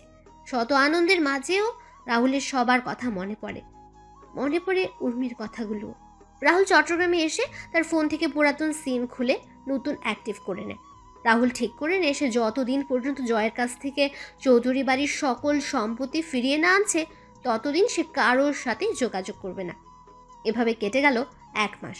সুফিয়ান, মিতু আর নমি চলে যায় দুবাই। রাহুল সিলেটের অফিসের দায়িত্ব নেয়। এদিকে উর্মি রাহুলের কোনো খোঁজ পায়নি, তবে সে হাল ছাড়েনি। উর্মি সহ বাকি সবাই রাহুলের খোঁজ এখনও করে যাচ্ছে। এভাবে কেটে গেল 5 বছর। আজকে রাহুল বাংলাদেশের টপ বিজনেসম্যানদের মধ্যে একজন। রাহুলের কাছে এখন যা টাকা পয়সা, বাড়ি গাড়ি আছে তাতে জয়ের মতো কয়েকশো জয়কে কেনা যাবে। রাহুল এখন তার খেলা শুরু করে দিয়েছে। রাহুল তার পিএকে বলল, মা, বাবা, রাহুলের ফোন বন্ধ আসছে। আমি কল দিয়ে যাচ্ছি কিন্তু ফোন বন্ধ আসছে। বাবা, মা, তোমরা রাহুলকে আমার কাছে নিয়ে আসো না। আমি আমার সকল কাজের জন্য আমি ক্ষমা চেয়ে নিব। আমি কখনো এমন আচরণ করব না ওর সাথে। উর্মি কান্না করতে করতে বসে পড়ল। দাদিমা উর্মিকে ধরে রেখে বললেন, রাজীব, কালকে থেকে জয়ের কোম্পানির সকল অর্ডার আমরা যাতে পেতে পারি সেই ব্যবস্থা করো। স্যার আমি দেখছি। দেখছি বললে হবে না রাজীব, 2 মাসের ভিতরে আমি জয়কে রাস্তায় দেখতে চাই। জয়কে যারা অর্ডার দেয় তাদের একটা লিস্ট করে আমার কাছে দুপুরের আগে দাও। আমি সবার সাথে কথা বলে আমাদের তৈরি করা প্রোডাক্টের স্যাম্পল তাদের দিয়ে আসবো। স্যার আমি নিয়ে আসছি কিছুক্ষণের মধ্যে। রাজীব রুম থেকে বেরিয়ে গিয়ে লিস্ট তৈরি করতে থাকে। তখন রাহুল তার উকিলকে কল দিয়ে বলে একটা ডিভোর্স পেপার রেডি করার জন্য। উকিলের সাথে কথা বলে রাহুল ফোন কেটে দিয়ে সুফিয়ানকে কল দিল। সুফিয়ান ফোন রিসিভ করে বলল, হ্যাঁ বন্ধু বল। সকল হিসাব দেখে নিয়েছিস তো তুই? রাহুল, তোকে না বলছি এই কোম্পানি আমি তোর নামে লিখে দিয়ে আসছি, তাহলে কেন আমায় সব কিছুর হিসাব আমায় দিচ্ছিস? বন্ধু, কোনো কিছু আমার না, এইগুলো তোর আছে, তোর থাকবে। শালা, তোর যদি হাতের কাছে পেতাম কি করতি? ভর্তা করে দিতা। ও আচ্ছা, মিতু আর নমি কেমন আছে? মিতু নমিকে খাইয়ে দিচ্ছে। বন্ধু, কালকে থেকে জয়ের পতন শুরু হবে। তাহলে তো ভালোই। তোরা কবে আসছিস বাংলাদেশে? দেখি, শিওর বলতে পারছি না। তোদের দেখার খুব ইচ্ছে করছে, যদি পারিস তাহলে আসিস। আচ্ছা। রাখছি তাহলে। আচ্ছা। রাহুল ফোনটা রেখে ক্যান্টিনে চলে গেল। রাহুল ক্যান্টিন থেকে খাওয়া দাওয়া করে আবার কাজ করতে লাগলো। রাহুল কাজ করছিল তখন রাজীব রুমে আসলো আর বলল, স্যার এই যে লিস্টগুলো দেখে বুঝতে পারলাম বেশিরভাগ অর্ডার দুবাই থেকে এসেছে, আর কয়েকটা অর্ডার ইন্ডিয়া থেকে। দুবাই একটা কোম্পানির অর্ডার দেখে আমার চোখ আটকে গেল। আমি ফোন নিয়ে সুফিয়ানকে কল দিলাম। সুফিয়ান ফোন রিসিভ করতে আমি সুফিয়ানকে বললাম, তুই কি এখন ফ্রি আছিস? তোর সাথে কথা বলার জন্য আমি সবসময় ফ্রি আছি, বল কি বলবি? দুবাইয়ের একটা কোম্পানি জয়ের কোম্পানিকে 10.5 কোটি টাকার অর্ডার দিয়েছে। কি বলছিস কি তুই? এটা দেখে আমিও তো অবাক হয়ে গেছি। কোম্পানির নাম কি? RG company. কি? হ্যাঁ। আজকে রাতে তো RG কোম্পানির সাথে আমার মিটিং আছে। তাহলে তো ভালোই। শোন, তোকে একটা কাজ করতে হবে আমার। আমি বুঝে গেছি কি করতে হবে, তুই চিন্তা করিস না। আজকেই RG কোম্পানির জয়ের সাথে তার চুক্তি বাতিল করে তোর সাথে চুক্তিতে যাবে। ধন্যবাদ বন্ধু। আর কোনো কোম্পানি আছে কি? বাকিটা আমি সামনে নিব বন্ধু, তুই শুধু এই কাজটা করে দে। চিন্তা করিস না, কালকে সকালে একটা মেল তোর কাছে যাবে। আচ্ছা। রাহুল ফোন কেটে অফিসের কাজ শেষ করে চলে গেল ডাক্তারের সাথে দেখা করতে। ডাক্তারের চেম্বারে গিয়ে রাহুল বলল, ডাক্তার কেমন আছেন? আরে রাহুল যে, ভালো আছি, তুমি কেমন আছো? আছি এরকম। কোনো সমস্যা হয়েছে? কয়েকটা পেইন কিলার দরকার ছিল। কেন, কি হয়েছে? ব্যথা একটু বেড়ে গেছে। আজ আমি লিখে দিচ্ছি। আচ্ছা। রাহুল, তোমার একটা কথা বলার ছিল। হ্যাঁ ডাক্তার, বলুন। উর্মি হাসপাতালে আসে আর তোমার খোঁজ করে কালকেও এসেছিল। আর কত লুকোচুরি খেলবে, এবার তো তাদের সামনে দাঁড়াতে পারো কি? সবাই তোমার আশা ছেড়ে দিলেও উর্মি তোমায় খুঁজে যাচ্ছে। মেয়েটার চেহারা কেমন যেন রুক্ষ হয়ে গেছে। উর্মির দিকে তাকালে কেমন জানি মায়া হয়। যাবো ডাক্তার, আর 2 মাস পরে আমি তাদের সামনে গিয়ে দাঁড়াবো। যত তাড়াতাড়ি পারো তাদের সাথে দেখা করো। রাহুল প্রেসক্রিপশন নিয়ে ডাক্তারের রুম থেকে বেরিয়ে এলো। রাহুল একটা দোকান থেকে মেডিসিন কিনে গাড়িতে উঠতে যাবে, তখনই রাহুল কারোর সাথে ধাক্কা খেলো। রাহুল তাকিয়ে দেখতে পেল একটা মেয়ে। রাহুল ভালো করে তাকিয়ে দেখলো এটা সুমি। রাহুল সরি বলে সেখান থেকে চলে আসছিল, তখন লোকটাকে আমি সরি বলতে যাবো, তখন তাকিয়ে দেখলাম কেমন জানি পরিচিত মনে হচ্ছিল। আমি একটু ভালো করে লোকটার পা থেকে মাথা পর্যন্ত খেয়াল করলাম। লোকটাকে দেখে রাহুলের মতো মনে হচ্ছিল। আমি তখন বললাম, রাহুল, এই রাহুল। আমি সুমির কথার কোনো উত্তর না দিয়ে আমি আমার গাড়ির কাছে চলে এলাম, আর মেয়েটা পিছন থেকে আমায় ডাকছে আর আমার পিছন পিছন আসছে। রাহুল দাঁড়াও, রাহুল একটিবার দাঁড়াও প্লিজ, রাহুল। আমি তাড়াতাড়ি করে গাড়িতে উঠে গাড়ি স্টার্ট দিয়ে সেখান থেকে চলে এলাম। আমি আমার মনের সুখে গাড়ি চালাচ্ছিলাম, তখন খেয়াল করলাম একটা গাড়ি আমায় ফলো করছে। আমি গাড়িটার দিকে একটু ভালো করে তাকিয়ে দেখলাম গাড়িটা সুমির গাড়ি। আমি তাড়াতাড়ি করে গাড়ির স্পিড বাড়িয়ে দিলাম। কিছুক্ষণ পর আমি বাসায় এসে নিজের রুমে চলে গেলাম। এদিকে সুমি কিছু দূর রাহুলের গাড়িকে ফলো করলেও কিছু সময় পর রাহুলের গাড়ি আর খুঁজে পায়নি। সুমি বাসায় ফিরে উর্মিকে ডাকতে শুরু করলো, উর্মি আপু, উর্মি আপু, আপু কোথায় তুই? সুমির চিৎকার শুনে সবাই ড্রয়িং রুমে চলে আসলো। উর্মি নিচে এসে সুমিকে বলল, কি রে, তুই এত চিৎকার করছিস কেন? আপু আজকে আমার নাচতে ইচ্ছে করেছে। তুই এই কথা বলার জন্য চিৎকার দিয়ে বাড়ি মাথায় তুলে নিয়েছিস? আরে আপু, আমি আজকে তোকে যা বলবো সেটা শুনে তুইও নাচতে শুরু করবি আর বাড়ি মাথায় তুলে নিবি। সুমি, কি বলবি সেটা বল, এত হেয়ালি করছিস কেন? আমি আজকে হাসপাতাল থেকে ফেরার পথে একজনের সাথে আমার দেখা হয়েছে। তার নাম শুনলে তোমরাও চমকে যাবে। আরে বলবি তো কার সাথে দেখা হয়েছে? সুমি, কাকে দেখে এসে এত লাপাচ্ছিস? তোমার ছেলেকে দেখে বড় মামি। আমার ছেলে মানে? কাকে দেখেছিস একটু ক্লিয়ার করে বলবি? হাসপাতাল থেকে আমি ফেরার সময় দাদিমার মেডিসিন কেনার জন্য আমি একটা ফার্মেসিতে যাই। মেডিসিন কিনে আমি যখন বের হতে যাব তখন আমি রাহুলকে দেখতে পাই। কি? হ্যাঁ আপু, জানিস আমি পেছন থেকে অনেকবার ডাকলাম কিন্তু রাহুল একবারও পেছনে তাকায়নি। আমি গাড়ি নিয়ে রাহুলের গাড়ির পিছনে, কিন্তু রাহুল হয়তো সেটা বুঝতে পেরে গাড়ির স্পিড বাড়িয়ে কোথায় হারিয়ে যায়। কি বলছিস? কি আমার ছেলে এখনো? সুমি, তুই সত্যি বলছিস না মজা করছিস? আপু এই দেখ, আমি ফার্মেসি থেকে রাহুলের গাড়ি ওঠার ভিডিও করেছি। সবাই ভিডিওতে স্পষ্ট দেখতে পেল রাহুলকে। ভিডিওতে রাহুলকে দেখতে পেয়ে সবাই অনেক খুশি হলো, কিন্তু হঠাৎ করে সবাইকে এড়িয়ে যাওয়ার কারণটা কেউ বুঝতে পারছে না। উর্মি তো রাহুলকে আবার এই সিলেট শহরে দেখতে পারবে সেটা কখনো চিন্তাও করেনি। এদিকে রাহুল ফ্রেশ হয়ে এসে বুয়ার রান্না করা রেখে যাওয়া খাবার খেয়ে গাড়ি নিয়ে বেরিয়ে পড়লো জয়কে অর্ডার দেওয়া কোম্পানিগুলোর মালিকের সাথে এক এক করে দেখা করতে। অনেকে রাহুলের তৈরি করা স্যাম্পল দেখে রাজি হয়ে যায়, আর অনেক প্রথমে রাজি না হলেও রাহুল অনেক কষ্ট করে রাজি করিয়েছে। রাহুল রাতে ক্লান্ত হয়ে বাসায় ফিরল। ফ্রেশ হয়ে বিছানায় শোয়া মাত্রই রাহুলের ফোন বেজে উঠল। রাহুল ফোন হাতে নিয়ে দেখতে পেল সুফিয়ান কল করেছে। রাহুল রিসিভ করতেই সুফিয়ান বলল, কিরে ঘুমিয়ে পড়েছিস? না, সবার সাথে কথা বলে রাজি করিয়ে একটু আগে বাসায় আসলাম। তোর ওই দিকের খবর কি? কাজ হয়ে গেছে, কালকে সকালে তোর সাথে কথা বলবে। ধন্যবাদ বন্ধু। তোর ধন্যবাদ তোর কাছে রাখ। তোর বউর হাতের রান্না একদিন খাবার খাইয়ে দিস, তাহলে হয়ে যাবে। বউ? বউ আমার কপালে নাই। ধুর শালা, ঘুমা, কালকে সকালে কথা হবে। আচ্ছা, শুভরাত্রি। রাহুল খাবার খেয়ে ঘুমিয়ে পড়ল। পরের দিন সকালে রাহুল ঘুম থেকে উঠে দেখতে পেল তার জিমেইল অ্যাকাউন্টে একটা মেইল এসেছে। রাহুল মেইলটা পড়ে অনেক খুশি হলো। তারপর রাহুল অফিসে এসে তার পিএ রাজীবকে বলল, রাজীব অফিসের সকল স্টাফদের 20 মিনিটের ভিতরে আমাদের মিটিং রুমে দেখতে চাই। তাদের সাথে আমার কিছু গুরুত্বপূর্ণ কথা আছে।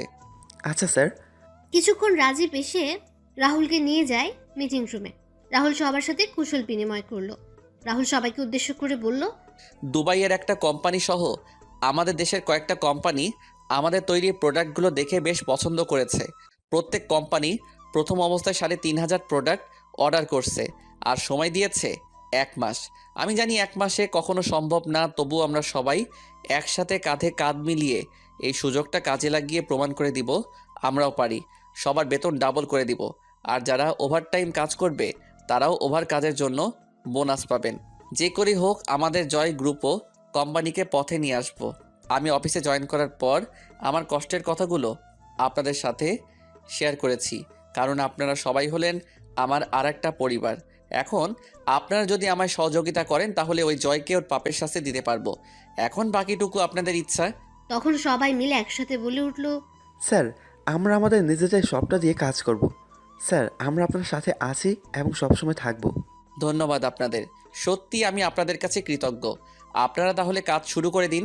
এদিকে জয় জানতে পারলো তার সকল অর্ডার ক্যান্সেল হয়ে গেছে এবং অর্ডারগুলো আর চৌধুরী নামে একটা কোম্পানিকে দেওয়া হয়েছে। জয় সব শুনে চিৎকার করে বলল, না না, এটা হতে পারে না। আমি যদি অর্ডারগুলো না পাই তাহলে আমায় রাস্তায় নামতে হবে। ব্যাংক থেকে নেওয়া ঋণ যদি পরিশোধ করতে না পারি তাহলে আমার সব কিছু শেষ হয়ে যাবে। জয় যখন অফিস থেকে বের হয়ে যাবে তখন তার কোম্পানির শ্রমিকরা এসে জয়কে বলল তাদের বেতন দেওয়ার জন্য, 3 মাসের দেওয়ার জন্য। আর ফ্যাক্টরির কয়েকটা মেশিন নষ্ট হয়ে গেছে। কিসের বেতন? তোদের কোনো বেতন দেওয়া যাবে না। চুপচাপ গিয়ে কাজ কর, না হলে সব কটাকে বের করে দেব। মেশিনগুলো নিজেরাই ঠিক কর গিয়ে। তখন শ্রমিকরা বলল যদি বেতন দেওয়া না যায় তাহলে তারা আর কোম্পানির সাথে কাজ করবে। শ্রমিকদের কথা শুনে জয় ও জয়ের লোকেরা রেগে গিয়ে লাঠি হাতে শ্রমিকদের উপর হামলা করে। এদিকে রাহুল তার অফিস থেকে সবকিছু বসে দেখছে আর হাসছে। এভাবে কেটে যায় 2 মাস। রাহুল সকল কোম্পানির অর্ডারগুলো সঠিক সময় পূরণ করতে পেরেছে। রাহুল তার অর্জিত টাকা থেকে তার কোম্পানির স্টাফদের ডাবল বেতন সহ বোনাস প্রদান করেছে। কোম্পানির সবাই আজ অনেক খুশি।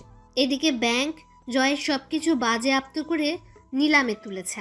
জয় চুপচাপ বসে আছে এক কোণে। জয় অনেক চেষ্টা করেছিল আর চৌধুরীর সাথে দেখা করার জন্য, কিন্তু পারেনি, তাই জয় বসে আছে। নিলামে জয়ের সম্পত্তি অনেক বিজনেসম্যান কেনার জন্য বসে আছেন। নিলাম শুরু হলে একজন করে তাদের বাজেট অনুযায়ী দাম বলতে লাগলো। নিলামের শেষ পর্যায়ে এসে রাহুল বলে উঠল, 80 কোটি টাকা। 80 কোটি টাকা শুনে সবাই পেছনে তাকিয়ে দেখতে পেল রাহুলকে। সবাই অবাক হয়ে তাকিয়ে আছে। তখন নিলাম কর্মী মাইকে ঘোষণা করে জয়ের সম্পত্তি 80 কোটি টাকায় বিক্রি করে দিল। রাহুল টাকা পরিশোধ করে কাগজ বুঝে নিয়ে যখন চলে যাবে তখন জয় রাহুলের সামনে এসে বলল, কে তুই? 40 কোটি টাকা সম্পত্তি তুই 80 কোটি টাকা দিয়ে কিনে নিলি? তখন রাজীব পাশ থেকে বলে উঠল, উনি হচ্ছেন বাংলাদেশের টপ বিজনেসম্যান আর চৌধুরী। কি? তার মানে তুই আমায় এভাবে রাস্তায় নামিয়ে নিয়ে এসেছিস? রাস্তার কুত্তাকে তো রাস্তায় সুন্দর মানায়। তুই কি বললি? তুই যেভাবে আমার ছোট আব্বুর কাছ থেকে ওনার সম্পত্তি হাতিয়ে নিয়েছিলি, ঠিক তেমনি আমি সেই সম্পত্তিগুলো তোর কাছ থেকে নিয়ে নিলাম। আমি অবশ্য তোর মতো বেইমানি করে নেইনি, আমি লিগ্যালি নিয়েছি সব। ছোট আব্বু মানে? আর কে তুই? তোকে তো চেনা চেনা মনে হচ্ছে। মনে আছে এই বাড়িতে এই জায়গায় দাঁড়িয়ে তোকে আমি কি বলেছিলাম? কি বলেছিলি? জায়গা এটা থাকবে, বাড়িও এটা থাকবে, তফাৎ শুধু হবে আমি বাড়ির মালিক আর আপনি রাস্তার কুত্তা হবেন। রাহুল তুই? যাক, চিনতে পেরেছেন তাহলে। কিন্তু কি করে তুই? চৌধুরী বাড়ির চাকর যখন টপ বিজনেসম্যান, এটা বিশ্বাস হচ্ছে না? জানেন তো, ইচ্ছেটা যদি পবিত্র হয় তাহলে সৃষ্টিকর্তা কাউকে কখনো নিরাশ করেন না। আমার ইচ্ছেটা ছিল পবিত্র, তাই তো আমি বাংলাদেশের টপ বিজনেসম্যান।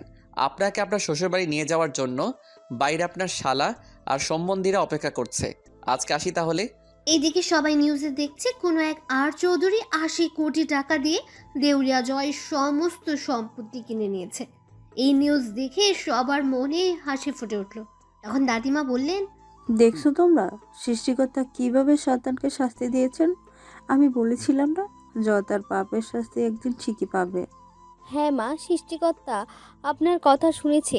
এখন শুধু আমার ছেলেটাকে আমার কাছে যেন ফিরিয়ে দেন, সেটা সৃষ্টিকর্তার কাছেই চাই।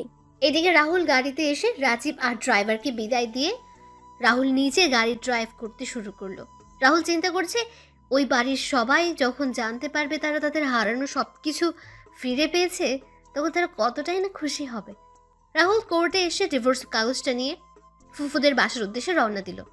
হঠাৎ করে রাহুলের পেটের ডান পাশে ব্যথা শুরু হয়ে গেল, সাথে রাহুলের মুখ থেকে রক্ত পড়া শুরু হলো। রাহুল গাড়ি থামিয়ে গাড়ি থেকে নেমে জল দিয়ে মুখ ধুয়ে একটা পেইন কিলার খেয়ে নিল। রাহুল গাড়িতে এসে আবার গাড়ি চালানো শুরু করলো, কিন্তু ব্যথাটা যেন কমছেই না। রাহুল ফুফাদের বাসায় এসে পৌঁছাতে পৌঁছাতে সন্ধ্যা হয়ে গেল। রাহুল বাসায় এসে বেল বাজালো। কিছুক্ষণ পর রাহুলের ফুফু এসে দরজা খুলে দিলেন। রাহুলকে দেখে তো ফুফু অবাক হয়ে গেলেন। ফুফু রাহুলকে জড়িয়ে ধরে কান্না করে দিলেন। রাহুল ফুফুকে শান্ত করলো। তখন ফুফু রাহুলকে বলল, রাহুল কেমন আছিস তুই? না, এতদিন পরে আমাদের কথা মনে পড়লো তোর? মনে পড়তো, কিন্তু কাজের জন্য আসতে পারিনি। তুমি কেমন আছো ফুপু? মানে? বাকি সবাই কোথায় ফুপু? সবাই বাসায় আছে, তুই দাঁড়া, আমি সবাইকে ডাকছি। ভাইয়া, ভাবি, মা, উর্মি, সুমি, কোথায় তোমরা? তাড়াতাড়ি নিচে আসো, দেখে যাও কে এসেছে। ফুফুর আওয়াজ শুনে সবাই নিচে আসলো। নিচে এসে সবাই রাহুলকে দেখে তো অবাক। ছোট আম্মু রাহুলকে জড়িয়ে ধরে কান্না শুরু করে দিলেন।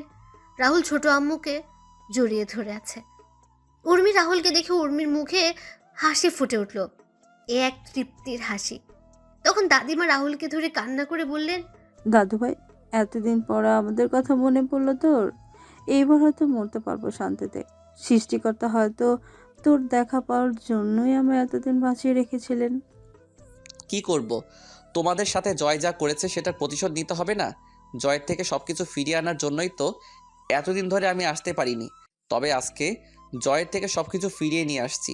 আর রইল তোমার মরার কথা। তোমার এই নাতি থাকতে কার এত সাহস আছে যে তোমায় নিয়ে যাবে? ফিরিয়ে আনার জন্য মানে? আজকে আর চৌধুরী নামে একজন জয়ের সকল সম্পত্তি কিনে নিয়েছে। ছোট আব্বু, আমি জয়ের থেকে সবকিছু কেড়ে নেওয়া সেই আর চৌধুরী। কথাটা বলে রাহুল একবার সবার দিকে তাকিয়ে নিল। এক নজরে রাহুল দেখলো সবাই তার দিকে এক দৃষ্টিতে তাকিয়ে আছে। তখন রাহুল তার সাথে আনা সুটকেস থেকে একটা ফাইল বের করে তার ছোট আব্বুকে বলল, ছোট আব্বু, এই ফাইলটা নাও। এটা কিসের ফাইল? জয় যা তোমার কাছ থেকে বেইমানি করে নিয়েছিল, আমি সেইগুলো আবার তোমার কাছে ফিরিয়ে দিলাম। তোমার এই ছেলে তোমাকে বলেছিল তোমার হারানো সব কিছু ফিরিয়ে দিবে। এই নাও তোমার হারানো সব কিছু। রাহুলের কথা শুনে অবাক হয়ে আছে, কেউ কিছু বলছে না। তখন ছোট আম্মু রাহুলকে বললেন, কিন্তু তুই কি করে এসব করলি? খান গ্রুপ অফ কোম্পানির মালিক ইসলাম খানের ছেলে হলো আমার বন্ধু সুফিয়ান। সুফিয়ানের সাথে আমি চট্টগ্রামে দেখা করি, তারপর সুফিয়ানকে সব কিছু খুলে বলি। তখন সুফিয়ান সব শুনে আমায় সাহায্য করে। তারপর আমি এই পর্যায়ে আসি। ছোট আম্মু, আমি চলে যাব একটু পরেই। রাহুলের কথা শুনে উর্মির মুখটা কালো হয়ে গেল। উর্মি সেখান থেকে তার রুমে চলে গেল। উর্মির চলে যাওয়া রাহুলের চোখ এড়ায়নি। রাহুল একবার উর্মির যাওয়ার দিকে তাকিয়ে আবার সবার দিকে মনোযোগ দিল। কোথায় যাবি তুই? কোথায় যাবি? কোথায় যাব জানি, তবে হয়তো অনেক দূরে চলে যাব। রাহুল কথাটা বলে সুমির সামনে গিয়ে বলল, কিরে ফাজিল, কেমন আছিস? আর কয়েকদিন পরে তো ডাক্তার হয়ে যাবি তুই। তোমার সাথে আমার কোনো কথা নাই। ওয়েট ওয়েট, তুমি জানলে কি করে? আমি সব জানি। এখন বল, আমার সাথে কথা বলবি না কেন? 2 মাস আগে তোমাকে কতবার ডাকছিলাম, কিন্তু তুমি কি করলে? আমার কোনো ডাক না শুনেই চলে গেলে। আচ্ছা, ভুল হয়েছে, আমায় ক্ষমা করে দিন। না, কোনো ক্ষমা নাই। আমি আরো কয়েক ডজন চকলেট এনেছিলাম তোর জন্য, কিন্তু তুই তো কথা বলবি না আর আমায় ক্ষমাও করবি না। তাহলে কি আর করার, সেগুলো আবার নিয়ে যাব। আচ্ছা নিয়ে যাও, আমি কি মানা করছি? আচ্ছা। রাহুল সুটকেসটা নিয়ে সিঁড়ি বেয়ে উপরে উঠছিল, তখন সুমি বলল, দাঁড়াও, কেন? আমার চকলেটগুলো দিয়ে তারপর তোমার বউয়ের কাছে যাও। বউ মানে? দাদু ভাই, আমরা তোর আর উর্মির বিয়ের ব্যাপারে জেনে গেছি। হো ভালো। কি হলো, চকলেট কই? এই নে চাবি, গাড়িতে গিয়ে দেখ রাখা আছে। এবার তোমার সাথে গিয়ে করতে পারো। কি করবো রে ফাজিল? দেখা করবে আর চকলেট আনার জন্য ধন্যবাদ বলেই চাবিটা নিয়ে আমি চকলেট আনতে চলে গেলাম। রাহুল সিঁড়ি বেয়ে উপরে উঠে যাচ্ছে আর বাকি সবাই হাসছে। রাহুল একবার সবার দিকে তাকিয়ে উপরে চলে গেল। রাহুল উর্মির দরজার সামনে গিয়ে কড়া নাড়ল। তখন উর্মি বলল, কে? ম্যাডাম, আমি রাহুল। কি চাই? আমার কিছু চাই না ম্যাডাম, অনেক কিছু পেয়েছি আপনার আর এই পরিবার থেকে। আপনাকে কিছু দিতে চাই ম্যাডাম। আয় ভেতরে আয়। ম্যাডামের কন্ডিশনে বুঝতে পারলাম ম্যাডাম কান্না করছিল। আমি রুমে ঢুকে ম্যাডামের দিকে তাকালাম, দেখলাম ম্যাডামের চোখ লাল হয়ে আছে আর চোখগুলো ফুলে আছে। ম্যাডামকে বললাম, ম্যাডাম কি হয়েছে? কই কিছু হয়নি তো। উর্মি রাহুলের দিকে একবার তাকিয়ে অন্যদিকে মুখ ফিরিয়ে কথাটা বলল, তাহলে আপনি কান্না করছিলেন কেন? আমি কোথায় কান্না করছিলাম? আপনার চোখ মুখ দেখে বোঝা যাচ্ছে। আর বিশ্বাস না হলে পাঠক আর পাঠিকাদের জিজ্ঞেস করেন। কি জন্য আসছিস বল, তুই না বললি চলে যাবি? আপনার শেষ ইচ্ছেটা পূরণ করতে এলাম। কি? রাহুল হঠাৎ করে প্যাটে ধরে বসে পড়ল। রাহুলের হাত থেকে সুটকেসটা পড়ে গেল। সুটকেসটা পড়ার শব্দে উর্মি ঘুরে দাঁড়ালো। রাহুল, কি হয়েছে? আমি ঠিক আছি, আমায় একটু সুটকেসটা এগিয়ে দিবেন? তুই আগে বিছানায় বসে একটু রেস্ট নে, তারপর কথা বলা যাবে। না ম্যাডাম, আমার হাতে সময় নেই, আপনি সুটকেসটা দেন। সুটকেস মেঝের থেকে তুলে এনে রাহুলের হাতে দিলাম। সুটকেস থেকে ডিভোর্স পেপারটা বের করে আমি সাইন করে দিয়ে ম্যাডামের দিকে কাগজটা এগিয়ে দিয়ে বললাম, ম্যাডাম, এই কাগজটার জন্য আপনি হয়তো 5 বছর 2 মাস অপেক্ষা করেছেন। এত বছর অপেক্ষা করানোর জন্য আমি সত্যিই দুঃখিত ম্যাডাম। ডিভোর্স পেপারে রাহুল সাইন করেছে। এটা দেখে উর্মির চোখে জল চিকচিক করছে। যে কোনো সময় হয়তো জল গড়িয়ে পড়বে। উর্মি রাহুলের দিকে অশ্রুসিক্ত চোখে তাকিয়ে কান্না করে বলল, রাহুল, আমায় কি ক্ষমা করা যায় না? কি জন্য ক্ষমা করব? তাহলে আমায় ডিভোর্স দিচ্ছ কেন? আপনি এই একটা জিনিসই তো আমার কাছে চেয়েছেন, আমি আপনাকে না করি কিভাবে? সব সময় তো আমায় বাদ দিন ওসব কথা। রাহুল, আমায় আপন করে নেওয়া যায় না? আগের সব কিছু কি ভোলা যায় না? ম্যাডাম, আসি আমি। আমাদের ডিভোর্স হয়ে গেছে ম্যাডাম, আর এখন তো সব শেষ হয়ে গেছে। রাহুল প্লিজ, আমায় মাফ করে দাও। আমি জানি আমি তোমার সাথে যা করেছি সেটা ক্ষমার যোগ্য না। আমি যেদিন সত্যিটা জানতে পেরেছি সেই দিন নিজের করা কাজের জন্য আর নিজের উপর ঘৃণা হয় আমার ডিভোর্স লাগবে না রাহুল। আমার শুধু তোমাকে প্রয়োজন, আর কখনো আমি তোমাকে অবহেলা করব না। আমায় একটা সুযোগ দাও তুমি। ম্যাডাম, সেটা সম্ভব না। আর ভালো থাকবেন, ভালো কাউকে দেখে বিয়ে করে নেবেন। পারলে এই চাকরটাকে মাফ করে দিয়েন। রাহুল, আমার কথাটা। রাহুল যখন উর্মির ঘর থেকে বের হতে যাবে তখনই উর্মি রাহুলকে পেছন থেকে জড়িয়ে ধরল। উর্মি রাহুলকে ঘুরিয়ে শক্ত করে জড়িয়ে ধরে বলল, তোমায় কোথাও যেতে দিব না, এইভাবে জড়িয়ে ধরে রাখবো আমি। রাহুল, আমি তোমাকে ভালোবাসি, প্লিজ আমায় আর শাস্তি দিও না। এই কয়েক বছর আমি নিজের কাজের জন্য নিজেই অনুশোচনায় ভুগছি। শেষবারের মতন আমায় একটি বার আপন করে নাও, আমি আর কখনো তোমায় কষ্ট দিব না। কি হলো, কথা বলছো না কেন রাহুল? আমি জানি আমি অনেক খারাপ কাজ করেছি ছোটবেলা থেকে, কিন্তু সব কিছুর জন্য আমি ক্ষমা চাইছি রাহুল। রাহুল, আমি আমার ভালোবাসা দিয়ে আগের সব স্মৃতিগুলো মুছে দিব। তুমি যেমনটা চাইবে আমি তেমন করেই চলবো, তবুও তুমি আমায় ছেড়ে যেও না। তুমি যদি এবার আমায় ছেড়ে যাও তাহলে আমি সত্যি সত্যি মারা যাব। রাহুল, আমায় ক্ষমা করে একটিবার আপন করে নাও প্লিজ। কি হলো, কথা বলছো না কেন তুমি?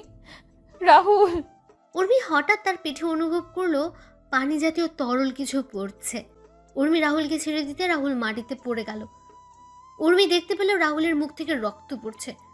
উর্মি চিৎকার করে রাহুল বলে রাহুলকে জড়িয়ে ধরল। উর্মি তাড়াতাড়ি করে জল নিয়ে এসে রাহুলের চোখে মুখে দিতে লাগলো। উর্মি কান্না করছে আর বলছে, এই রাহুল, একটিবার চোখ খুলো না, তোমার কিচ্ছু হতে পারে না। এই রাহুল, একটিবার চোখ খুলো না, প্লিজ চোখটা খুলো রাহুল। তুমি আমার সাথে এমনটা করতে পারো না রাহুল। এই রাহুল। উর্মি রাহুলের চোখে মুখে জল ছিটিয়ে দিচ্ছে আর রাহুলকে ডাকছে। হঠাৎ করে রাহুল চোখ খুলে তাকালো। রাহুলকে চোখ খুলে তাকাতে দেখে জড়িয়ে ধরল উর্মি। তারপর রাহুলের সমস্ত মুখে আদর করতে লাগলো। তখন রাহুল কাঁপা কাঁপা কণ্ঠে বলল, ম্যাডাম, আপনাকে ছোট থেকে একটা কথা বলবো বলে বলা হয়ে ওঠেনি, কিন্তু এখন না বলতে পারলে হয়তো আর বলা হয়ে উঠবে না। রাহুল, তোমার কিচ্ছু হবে না, তুমি ঠিক হয়ে যাবে খুব তাড়াতাড়ি। তুমি সুস্থ হয়ে গেলে আমি সব কথা শুনবো তোমার। তোমায় এখন হসপিটালে নিয়ে যেতে হবে। দাঁড়াও, মা, বাবা, চাচ্চু, সুমি। সুমি সবে মাত্র চকলেট নিয়ে তার রুমে আসছে, তখন উর্মি চিৎকার শুনতে পেল। তাড়াতাড়ি করে সুমি উর্মির রুমের দিকে পা বাড়ালো। এদিকে রাহুল উর্মিকে বলছে, ম্যাডাম, আমার হাতে হয়তো আর বেশি সময় নেই। আমি না আপনাকে সেই ছোট থেকে পছন্দ করতাম, আর কবেই আপনাকে ভালোবেসে ফেলেছি সেটা নিজেই বুঝতে পারিনি। আপনার সাথে যখন কথা বলতে যেতাম তখন আপনি আমার সাথে অনেক রেগে কথা বলতেন, দুর্ব্যবহার করতেন। আচ্ছা, আপনি কি একবারও বুঝতে পারেননি আপনার সাথে অপমান আঘাত করার পর আমি কেন আপনার সামনে যেতাম? আপনি যখন আমায় অপমান করতেন, আঘাত করতেন, তখন আমি কিছু বলতাম না, কারণ আমি আপনাকে ভালোবাসি। আপনার এমন আচরণ আমি অনেক কষ্ট পেতাম, কিন্তু সেগুলো প্রকাশ করতাম না। আচ্ছা ম্যাডাম, আমি চাকর বলে কি আপনার ভালোবাসা পাওয়ার অযোগ্য? সত্যি কি আপনি বুঝতে পারেননি আমার ভালোবাসা? রাহুল কথাগুলো বলছিল আর চোখ দিয়ে জল পড়ছিল। রাহুলের চোখগুলো ঝাপসা হয়ে আসছে। উর্মি রাহুলকে জড়িয়ে ধরে কান্না করে যাচ্ছে আর বলল, ভালোবাসি, আমিও তোমাকে অনেক ভালোবাসি Rahul. I love you Rahul, love you very much. চোখগুলো বন্ধ হয়ে আসছে। আমি ম্যাডামের দিকে তাকিয়ে আছি, তখন ম্যাডাম আবার বলেন, এই রাহুল, কথা বলো না। ভালোবাসি তো আমি তোকে, তুই শুনতে পারছিস না? আমায় ক্ষমা করে দিয়ে আপন করে নিবি না বল? আরে ম্যাডাম, আপনি কি করছেন? আমার জন্য আপনাকে কান্না করার শোভা পায় না। দেখুন না ম্যাডাম, এই পৃথিবীতে এসেছিলাম অনাথ হয়ে, এখন যাচ্ছি অনাথ হয়ে, আর ক্ষমা তো আপনার কাছে চাওয়া উচিত আমার। আচ্ছা, আমি আসি এবার ম্যাডাম। তখন সুমি রুমে এসে দেখতে পেল উর্মি মাটিতে বসে রাহুলকে জড়িয়ে ধরে কান্না করছে। তখন সুমি বলল, আপু, রাহুলের কি হয়েছে? এই অবস্থা কেন?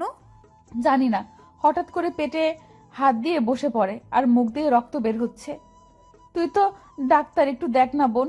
আপু, রাহুলকে তাড়াতাড়ি করে হাসপাতালে নিয়ে যেতে হবে।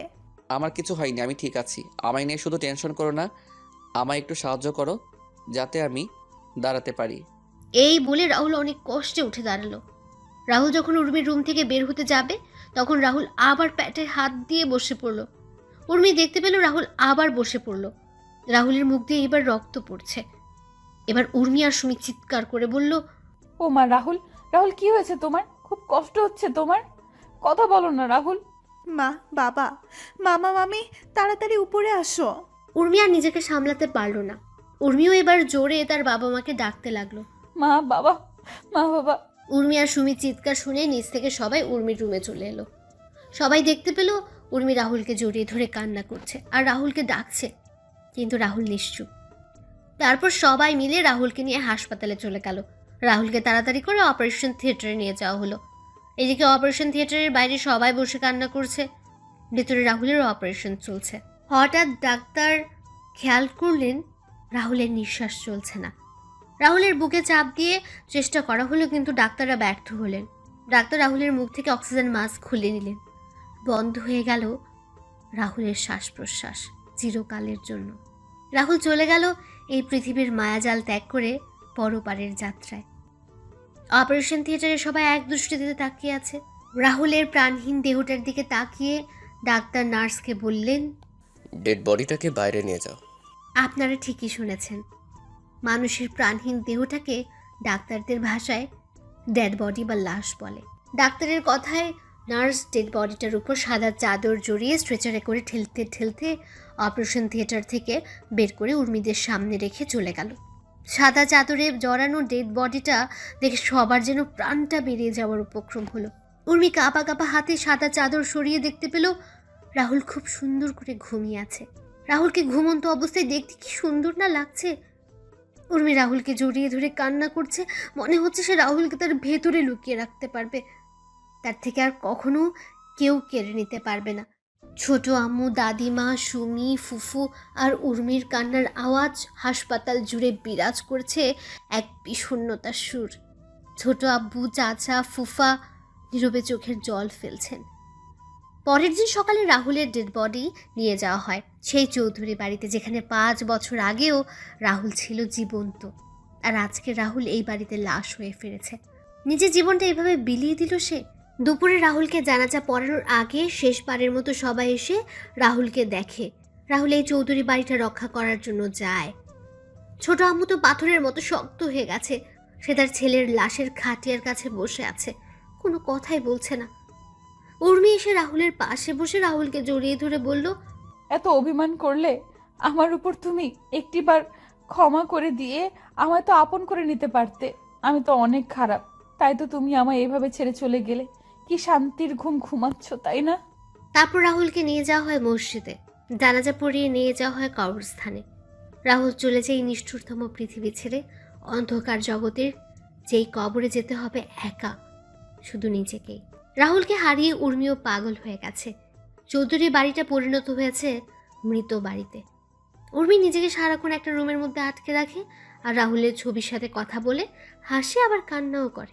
সব গল্পের সমাপ্তি আনন্দের হয় না, কিছু গল্পের সমাপ্তি হয় বেদনাদায়ক, বিষণ্ণতাময়, যেমনটা এই গল্পে হয়েছে। পরিশেষে একটি কথা, চাকর হোক বা কাজের লোক, তাদের প্রাপ্য সম্মানটুকু আমাদের দেওয়া প্রয়োজন। এই পৃথিবীতে কোনো কাজই কিন্তু ছোট নয়। মানুষ বেঁচে থাকে তার কর্মে, হয়তো রাহুলও বেঁচে থাকবে সবার মাঝে।